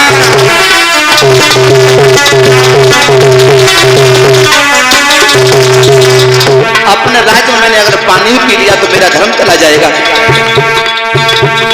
होनहार तो हुई के रख दिए,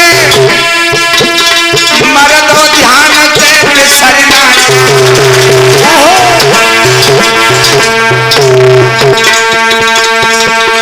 नारी सूट के सूट में बैठी, धरती गई थी दरारा खाए।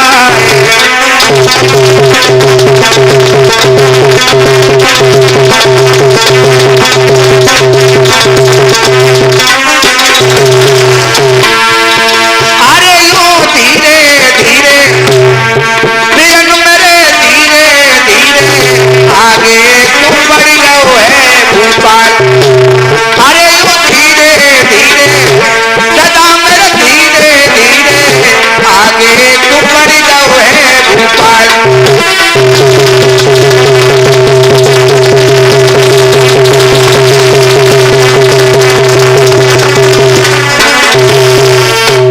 राजा आगे के लिए बढ़ गया। विश्वामित्र जी जल का कमंडल लेके पास पहुंच के बोले, अरे तू कैसी माँ है, तेरा बेटा प्यास के मारे मर रहा है, अपने बेटा को तू पानी नहीं पिला सकती? कैसी माँ है तू? तब तक रोहतास को होश आ चुका था। कहने लगा, बेटा रोहित ने जवाब दिया, आप तो विप्रवर ज्ञानी हैं, पानी की हमें जरूरत ना है, हम खुद ही पानी पानी है। हमें पानी की जरूरत नहीं है, हम तो खुद ही पानी पानी है। रवि कुल रीति सदा चल आई, प्राण जाए पर बचन न जाई। महात्मा जी, मैं सूरवंशी हूं और सूरवंशी कभी अपने वचन से विमुख नहीं होता। ये 50 रुपए भिजवा रहे हैं गजेंद्र भैया, नीरज और अशोक बघेल तीनों मित्र, और 500 रुपए नीरज बघेल और आयुष बघेल मामा भांजे दिल्ली से। भगवान हमेशा सुख समृद्धि प्रदान करे, इनके कर कमरों को इतना मजबूत बनाए जो धर्म क्षेत्र में हमेशा दान करते रहें। अरे नीरज कुमार मेरे भैया रे, फलो तो तुम फूलो और श्री कृष्ण के संग उरे पालना में झूलो।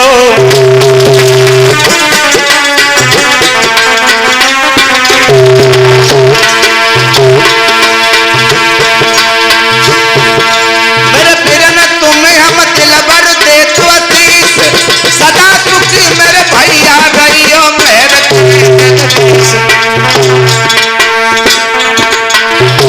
ये नीरज बघेल और आयुष बघेल, ये मामा भांजे दिल्ली से हैं, ये 500 मुद्राएं भिजवा रहे हैं। नीरज बघेल और आयुष बघेल ने मेरो आय की मान बढ़ाओ है।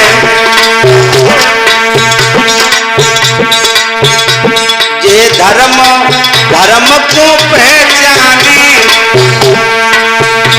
ये धर्म धर्म को पहचानी, इनने मेरो मान बढ़ाओ है।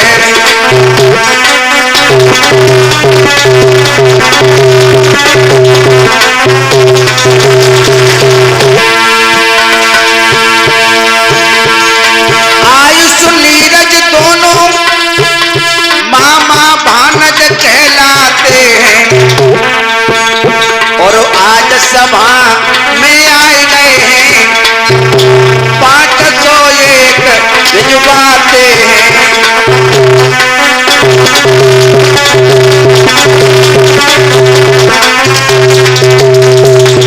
दो शब्द भैया जी के लिए, जिन वचनों में कड़वापन हो वो वचन नहीं है, खंजर है। जिस दिल में नीरज जी प्रेम नहीं, वो दिल की जगह पर पत्थर है।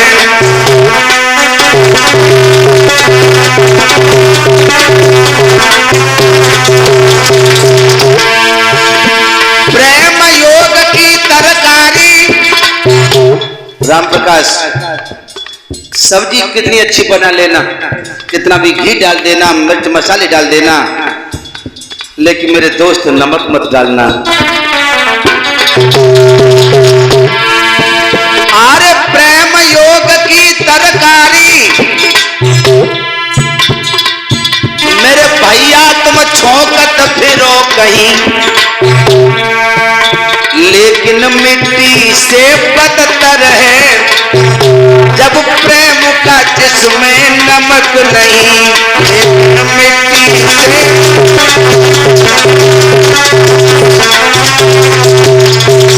और एक बात का ध्यान रखना, सच्चे सूर नीच का दमन क्या हो और भूतल पर राजा करता है।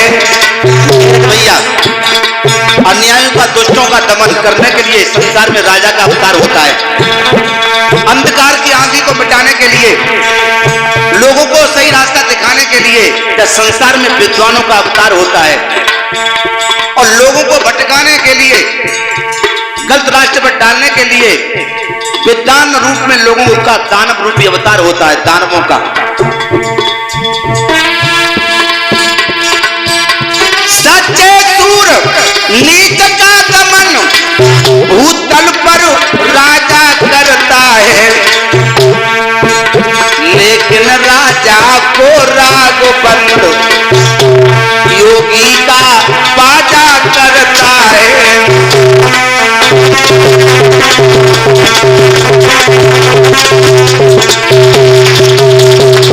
दुष्ट अन्यायों के बाजे को बंद करने के लिए एक महात्मा का, एक विद्वान का बाजा काफी होता है, अकेला।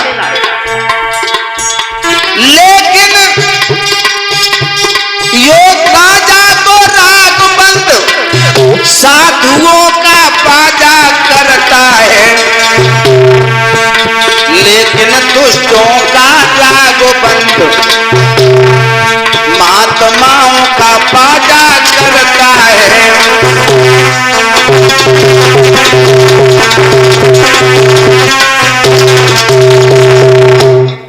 मेरे भैया, मेरे प्यारे भक्तों, काशी के बीच बाजार में पहुंच गए, आवाज लगाने लगे, लोगों की भीड़ इकट्ठी हो गई। राजा हरिचंद को खरीदने के लिए काशी का एक हरिजन आ गए, इसका नाम है कालू। रानी तारावती को एक ब्राह्मण देव खरीद के ले जाते हैं तो बेटा रोहतास के लिए। उसके बाद राजा हरिचंद को कालू खरीद के ले गया। राजा हरिचंद काशी गलियों में झाड़ू लगा के साफ करके आता है। खाने के लिए 1 किलो सत्तू दिए हैं, जब खाने के लिए बैठा है, भिखारी का भेष बना करके विश्वामित्र जी आ गए और बोले मुझे 6 दिन हो गए मैंने भोजन नहीं किया है। राजा बोला मुझे तो 5 ही दिन है भाई, अपना भोजन भिखारी को दे दिया। इसी तरह से कोई ना कोई बहाना बना के विश्वामित्र जी आते रहे, राजा हरिचंद से भोजन खाते रहे। आज राजा हरिचंद को 48 दिन काशी में बिना भोजन किए हुए रह गए। भोजन की तो बहुत बड़ी बात है, प्रेमवीर भैया पानी तक का आहार नहीं किया। श्री सुखदेव जी समझाने लगे, हे राजा परीक्षित, राजा हरिचंद जल लेने के लिए जब चला है, घड़े को भर करके उठाने का प्रयास करता है, लेकिन घड़े को उठा नहीं पा रहा। रानी तारावती ब्राह्मण घर से जल भरने के लिए आती है। प्राण प्यारी रानी को देखा, हिम्मत करके राजा हरिचंद कहने लगा, प्राण प्रिय मेरे घड़ा से हाथ लगवा दो, मेरे घड़ा को उठवा दो। रानी सुने बचन हमारो री मोय, दे दे तनिक सहारो री रानी।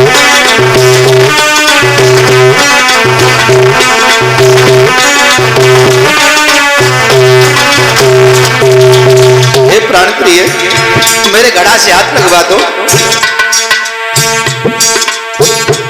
रानी सुने बचन हमारो री मोय, दे दे तनिक सहारो री। उठ पाए दे घड़ा हमारो री, मानो एहसान तुम्हारो री माँ।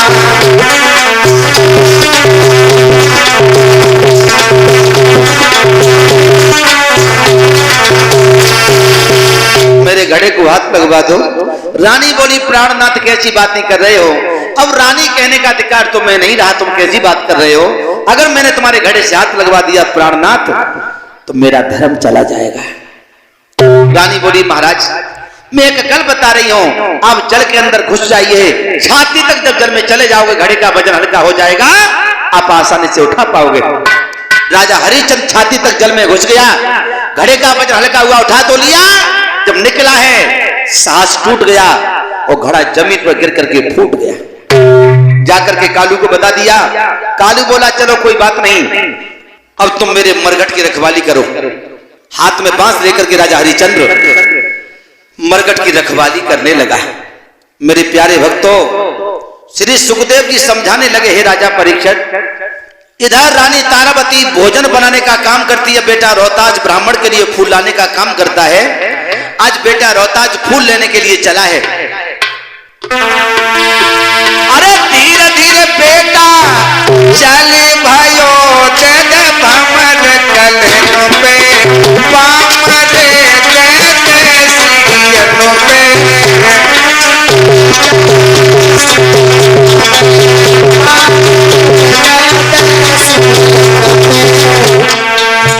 का बेटा रोहतास धीरे धीरे रोहित चली भाओ, तेरे भमर कलनों पे पामरे तेरे सीरियलों पे।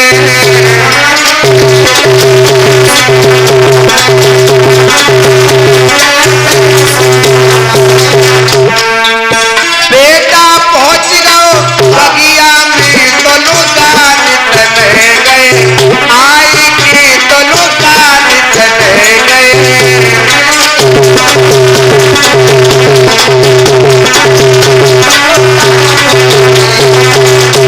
बेटा रोहताज बगीचा में अंदर घुसा है। विश्वामित्र जी एक सुंदर से फूल में सर्प बन के बैठ गए। बन के सरप वो बैठ गए एक फूल में भैया, बैठ गए एक फूल में भैया।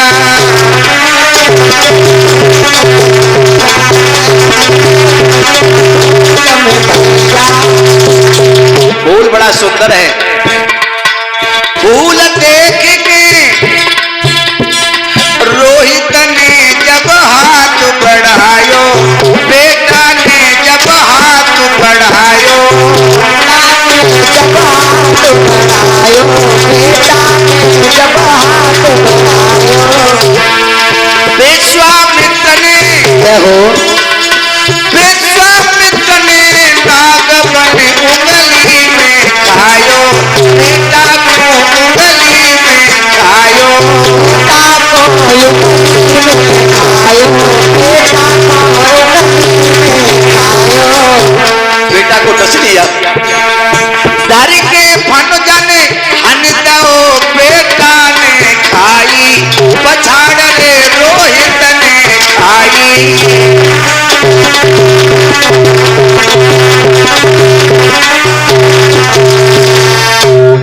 पछाड़ खा करके जमीन पर गिर पड़ा। हे मां मुझे बचा लो, हे मां मुझे बचा लो, मुझे सर्प ने डस लिया, मां मुझे बचा लो। इधर काशी की गलियों में जाकर के आवाज लगा दी विश्वामित्र जी ने, किसी का बेटा गया, उसे किसी सर्प ने डस लिया है। रानी भोजन बना रही थी, मैया को पता लगा है और कोई नहीं, मेरा बेटा रोहतास ही गया है। और निकल करके आ गई, ब्राह्मण देव के पास पहुंची, बोली ब्राह्मण देव मेरा बेटा रोहतास गया है फूल लेने के लिए, उसे किसी सर्प ने डस लिया है, मुझे आज्ञा दे दो। ब्राह्मण देव कहने लगे नहीं अरे जब तक तुम भोजन नहीं बना दोगी तब तक तुम नहीं जा पाओगी। आज मैया अपने भोजन बनाने के लिए बैठ गई। उस मैया के दिल पर क्या गुजर रही होगी जिसका बेटा बगिया में ससक रहा है और मैया भोजन बना रही है, मेरी बुद्धि नहीं बता पाएगी। आरे भोजन रही थी बनाई, अरे जाकी छाती गई थरलाई रे।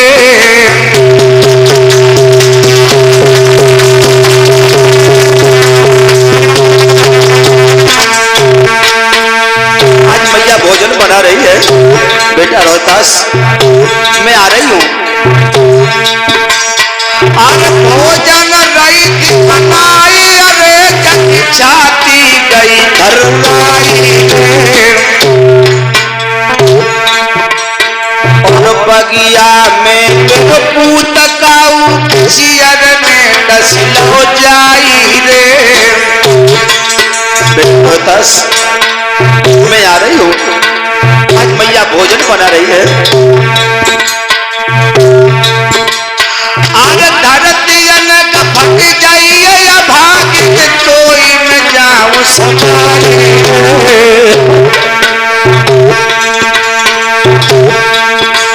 और कर बेटा की याद को मैया कैया थी टकराई रे। और भैया मैं कैसे जिंदा रहूंगी? और बड़ी मुसीबत से पंचोजन भोजन धरे बनाए। और भोजन करके प्यार मात बगिया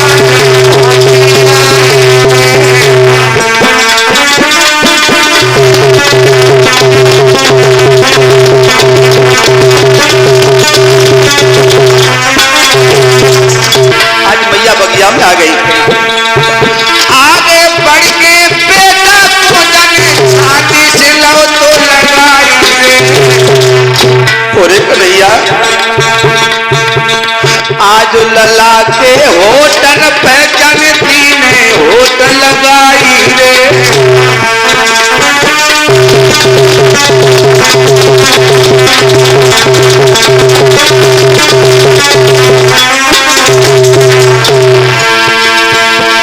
आज लला के होटल पे जनती ने होटल लगाई रे। और कर कर पिछली याद को दुखिया धरन गिरी बहराई रे।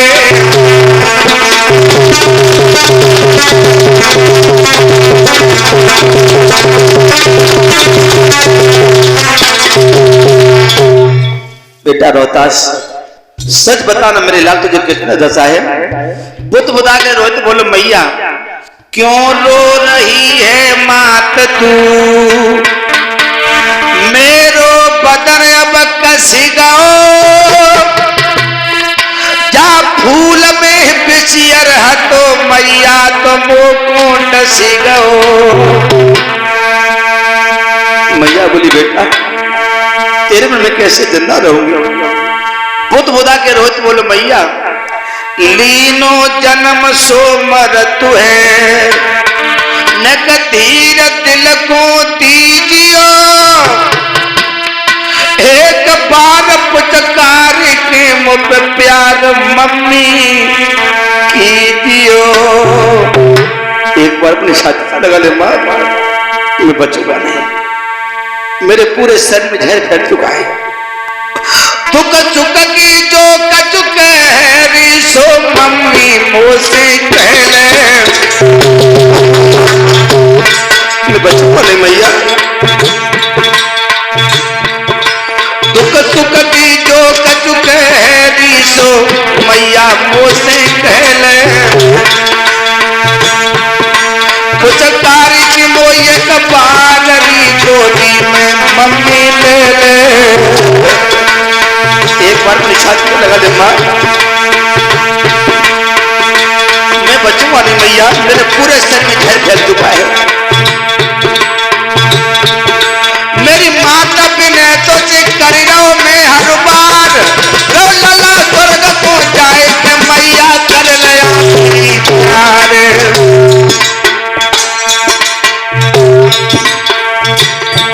अब तो सुन बेटा के पैन मात बेहोश में आई है।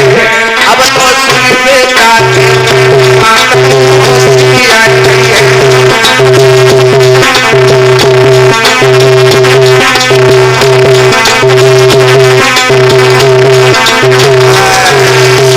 आज मैया को जब पुनः होश आया एकदम से बोली बेटा तेरे बिछुड़न को मुँह पे तू कसा हो न जाए। रात दिना तड़पाऊंगी जैसे कैसे बछड़ा बिन गाय। बेटा तेरे बिन कैसे जिंदा रहूं? बछड़ा बिन गाय सुत बिन मातयों बिल खाते हैं। गोदी से जिनके सुत गए क्या बच सकती वो मात है। जिनके बेटा मैया की गोदी मर जाए, अरे वो अभागी मैया कैसे जिंदा रहे? मैं हूं बड़ी अभागिनी नई काल मोको खात है। पालो पना तो गोद से सुना उड़ो मेरो जात है। अरे भैया मैं तेरे बिन कैसे जिंदा रहूं? तो ये हाथ जोड़ के रोए तो बोलो मैया रोए ना, अब मैं बचूंगा नहीं। मैया मुझे मरने का कोई कष्ट नहीं है, कोई दुख नहीं है। मैया मुझे दुख है तो एक बात को दुख है, ज्यादा से मैं अपने बबला से अलग भयो मैया। मैंने अपने बबला की सूरत नहीं देखी। अगर मेरे पिताजी तुम्हें मिल जाए तो मेरे पिताजी से मेरी नमस्ते कही हो। मेरी बबला से राम राम कहती अरे मैया अगर मेरे पिताजी तुम्हें मिल जाए मेरे पिताजी से नमस्ते कहना। मैया ओ अम्मा ओ मैया ओ मैया।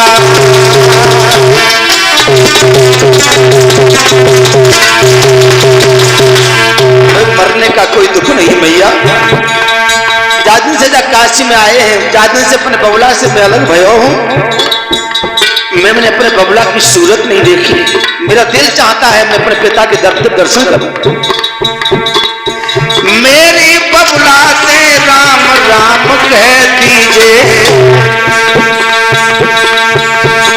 चाहे प्राण भले ही जाए धर्म मत दीजिए। प्राण बेशक चले जा मैया, पिताजी से कह देना मुझे धर्म नहीं जाने पाए। मेरी माँ तो हमारी बिगड़ने लगी जुबान। राम राम कह राम,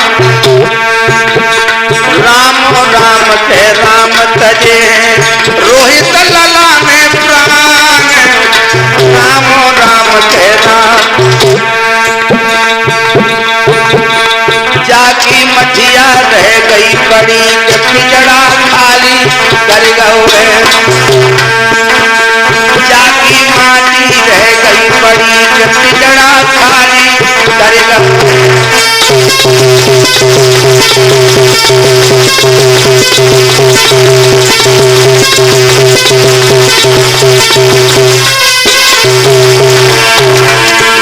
अरे खाली कर गए है हंस पिजड़ा से निकल गए। जाती माटी रह गई बड़ी हिस्सा खाली कर गए।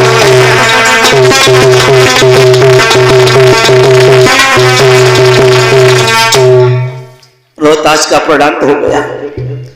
आज मैया बेटा की लाश पर बिलक बिलक करके रोने लगी। बेटा ओ बेटा तू कहाँ गयो बेटा।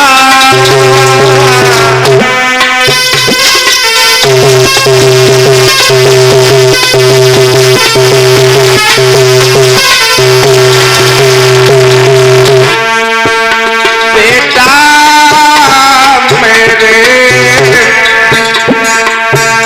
लाला मेरे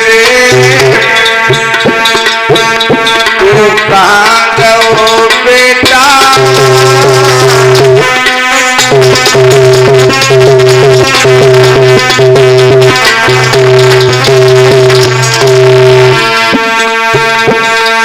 काबूल हाथ घोटुन पे धरते अरे कन्हैया बेटा कह कह के रुदन करते। क्यों चुप मेरी गोदी में लेटा। बेटा मेरे बिछरा मेरे, तू कहाँ गो बेटा।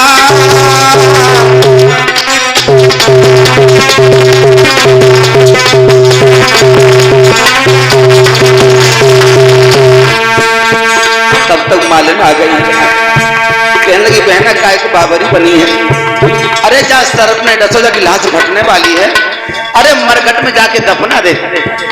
आज बेटा की लाश को उठाया, आधी साड़ी को फाड़ करके बेटे का कफन बनाया मैया ने और मरघट में लेकर के चली। मरघट जाई रही,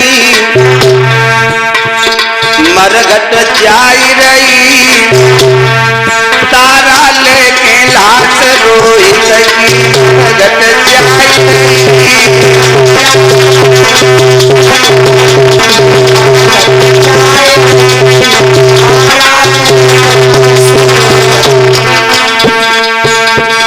लेके लाश मरघट में आई,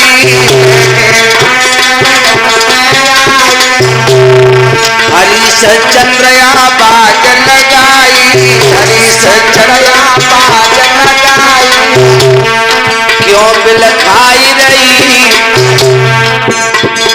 क्यों बिल खाई रही, मैया लेके लाश बेटा की मरघट आई रही।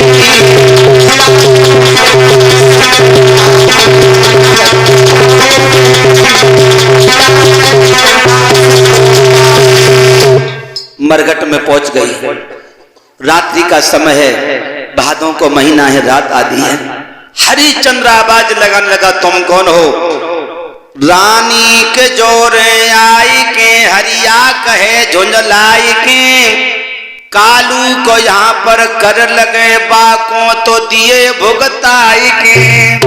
यहाँ पर कर लगता है, रानी ने सुना है। सुन बेन रानी रोई गई घेरी भरे दम श्वास है, कर कौन पे मांगो पिया तुम रोई सुत रोतास है। जब सुना मेरा बेटा रोतास है, पछाड़ खा करके जमीन पर गिरा। क्या दशा हो गई उसकी मेरी बुद्धि नहीं बता पाएगी। एकदम से जब होश में आया बोला नहीं, मुझे कर चाहिए, अगर मैंने कर नहीं लिया तो मेरा धर्म चला जाएगा। रानी बोली महाराज आधी साड़ी को फाड़ के बेटे का कफन बना लिया, आधी साड़ी मेरे शरीर में लिपटी है। राजा बोला इस साड़ी को मुझे दे दे। झटका मारा, साड़ी को उतार के ले गया। रानी अर्ध वस्त्र हो गई, मंदिर में लेट गई। या तो दुख में नींद आती नहीं है, और दुख में नींद आती है तो बहुत गहरी नींद आती है। रानी सो गई है। विश्वामित्र जी ने रानी के मुंह को खून में सना दिया और काशी के राजा को खबर दे दी। कोई डायन मंदिर में आ गई, उसने जाके किसी के बच्चा को खा लिया। काशी के राजा ने कालू को बुलाया और कहा कि जाके उसका वध कर दो। आज कालू ने हरिया को बुलाया हरिश्चंद्र के लिए, तो कहा ले मेरी तलवार को ले जा, वो डायन का वध करके आ। हाथ में तलवार लेकर के हरिश्चंद्र चला और 100 मुद्राएं भिजवा रहे हैं रज्जन सिंह दूधिया चकाथल से। भगवान हमेशा सुख समृद्धि प्रदान करे। मेरे प्यारे भक्तों, जो तलवार लेकर के आया, राजा बोला मंदिर से बाहर निकल के आओ, तुमने किसी के बेटा को खा लिया, तुम डायन हो। हाथ जोड़ के मैया बोली प्राणनाथ मैंने किसी के बेटा को नहीं खाया, इसमें किसी की साजिश है। राजा बोला बेटा को खाया नहीं खाया, लेकिन मेरे मालिक ने मुझे तुझे मारने का आदेश दिया है। अगर मैंने तेरा वध न किया तो मेरा भी धर्म चला जाएगा। सो हाथों को जोड़ के रानी बोली महाराज लो मारो मेरी गर्दन में तलवार। रानी ने गर्दन को झुका दिया और कह दिया अपने धर्म की रक्षा करो। हुआ क्या? दादी पीछ के राजा ने तो कस के तेग चलाई है बेटा दिनेश, और धड़ धड़ बादल गरज उठे और पृथ्वी कई कहलाई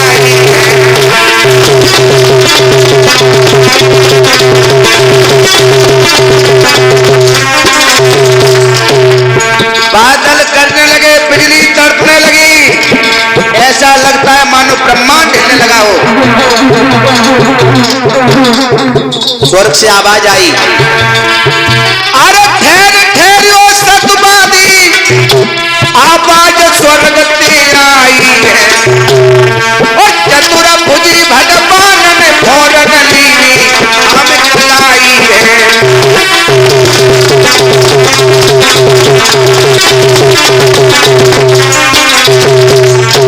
भगवान ने कलाई थाम ली।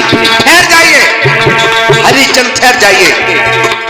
राजा ने देखा, प्रभु आप, हाँ, इतनी कठिन परीक्षा। भगवान बोले मेरा दोष नहीं है। लज्जा के मारे रानी अर्धवस्त्र थी, शरीर पे वस्त्र नहीं था, निकल के भागी। भगवान ने कहा करो, अरे ठहर ठहर बेटी मेरी, क्यों ज्यादा कल तू पाई है। पीताम्बर फेंक दो तब ने वो कमर से दौलत बताई है।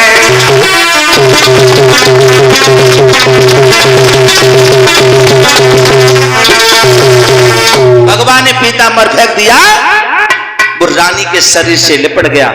रानी खड़ी हो गई, हाथ जोड़ के राजा बोला, प्रभु इतनी कठिन परीक्षा। भगवान कहने लगे, बस मेरा दोष नहीं है। तुम्हारे गुरु वशिष्ठ और विश्वामित्र की शर्तें लगी थी, उसी समय देखा एक विमान में सवार होकर के गुरु वशिष्ठ विश्वामित्र जी आ रहे हैं।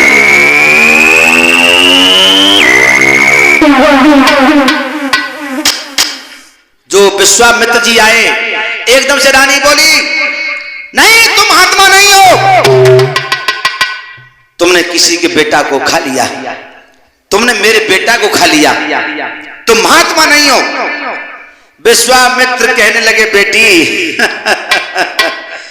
मैंने तेरे बेटा को नहीं खाया। अरे अपने बेटा को आवाज लगा। आवाज लगाऊं? हाँ।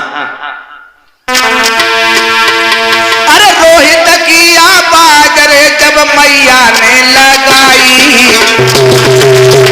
बेटा रोहतास, ओ बेटा रोहतास। हाँ माँ। तो मंदिर में से आवाज आ गई, और मंदिर से आवाज रे फौरन भैया आई। रोहतास जिंदा हो गया। बोलिए भक्तवत्सल भगवान की। देखिए लीलाधर की लीला। महाराज लड़ा जब बाहर आओ है, और आगे बढ़ के मैया ने फिर कंठ लगाओ है। आज मैया अपने बेटा को कंठ लगा लेती है। इधर भगवान चतुर्भुज में जो खड़े हैं मुस्कुरा रहे हैं।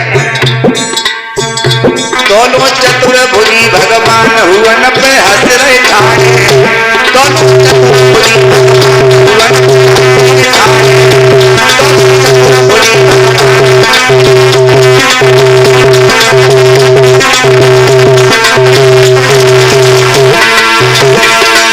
हंस रहे ठाणे रे हुवन पे हंस रहे ठाणे। के भैया भगवान मुस्कुरा रहे हैं। सोई गुरु वशिष्ठ हरिश्चंद्र के पास पहुंचे और पीठ थपा थपा करके बोले, बेटा तेरे जैसे शिष्य को पा करके मेरे जैसा गुरु भी धन्य हो गया। हाथ जोड़ के बोला, गुरुजी धन्य तो हो गए, लेकिन इतनी कठिन परीक्षा। वशिष्ठ जी बोले, बेटा तू नहीं जानता है। क्या बोले? कसौटी साप कहती है ये पीतल है ये सोना है।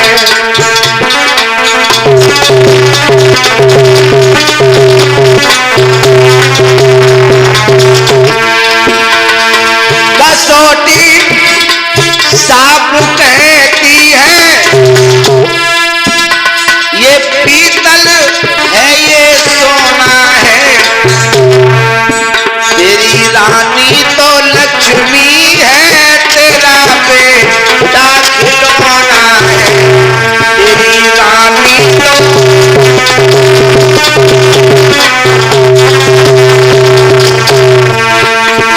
अरे साधार पिसियन को तू पिस के समान तज दे रे, पिस के समान तज दे रे।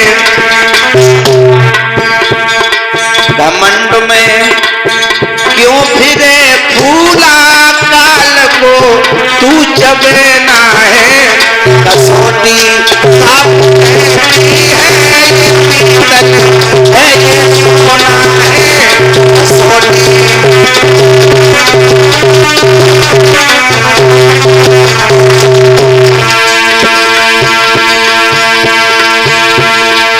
राम प्रकाश अपने जीवन में प्रकाश बन के रहना है। राम प्रकाश जीवन में प्रकाश बन के मुझे रहना है। अड़चने बहुत सी आएगी मगर ये तो दीवाना है। अड़चने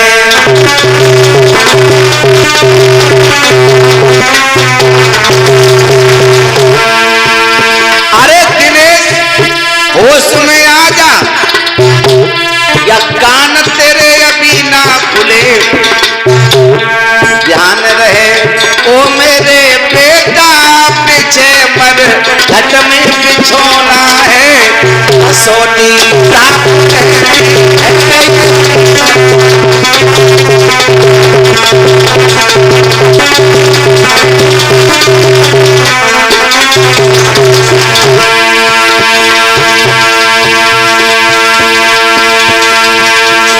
विशेष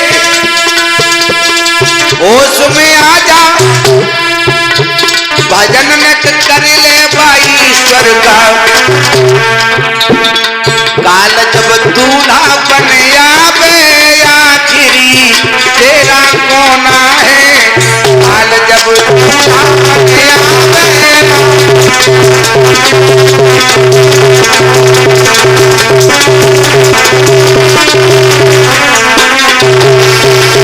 बेटा तेरे जैसे शिष्य को पा करके मैं धन्य हो गया।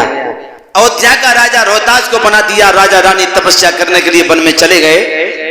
अब आप लोग सोच रहे होंगे साधार जी आप तो जहर अमृत को एक कर रहे हो कि आप तो धर्म धर्म चिल्लाते रहे कथा में, लेकिन धर्म का मर्म मेरी समझ में नहीं आया। आप नहीं सोच रहे हो लेकिन मैं बता रहा हूं कि जब राजा हरिचंद्र ने जाकर के चाकरी कालू के यहां पर की तो धर्म तो वैसे भी चला गया। और पतिव्रता स्त्री अगर किसी के यहां पर दास्ता का काम करती है, दासी का काम, उसका पतिव्रत धर्म तो वैसे भी नष्ट हो गया। हमारी वेदों के आधार पर, शास्त्रों के आधार पर तो धर्म कैसा रहा। जब कथा में धर्म समझ में नहीं आया। ये प्रश्न राजा परीक्षित ने सुखदेव जी से किया। कथा सुनने के बाद मुस्कुरा करके श्री सुखदेव जी बोले, राजन बहुत अच्छा प्रश्न किया है। अब मैं बता रहा हूं वो मेहतर नहीं था और वो ब्राह्मण नहीं थे। कौन थे? दो कारण हैं। पतिव्रता स्त्री दास्ता का काम केवल दो जगह कर सकती है। दास्ता का काम दो जगह, अपने पति के घर, अपने पिता के घर, और तीसरी जगह और बताई है अपने पति के गुरु के घर पर भी स्त्री दास्ता का काम कर सकती है। इन तीन जगह को छोड़ करके भूरे सिंह अगर कोई स्त्री अन्य जगह दास्ता का काम करती है तो धर्म चला जाता है। जो बेहतर का रूप बनाए था देव जी समझा रहे हैं वो धर्मराज कहलाते थे। ये कालू जो था ये कालू मेहतर नहीं था, ये साक्षात धर्मराज थे। जो मेहतर का रूप बनाए था वो धर्मराज कहलाते थे। ब्राह्मण का भेष बना करके गुरु वशिष्ठ सामने आते थे।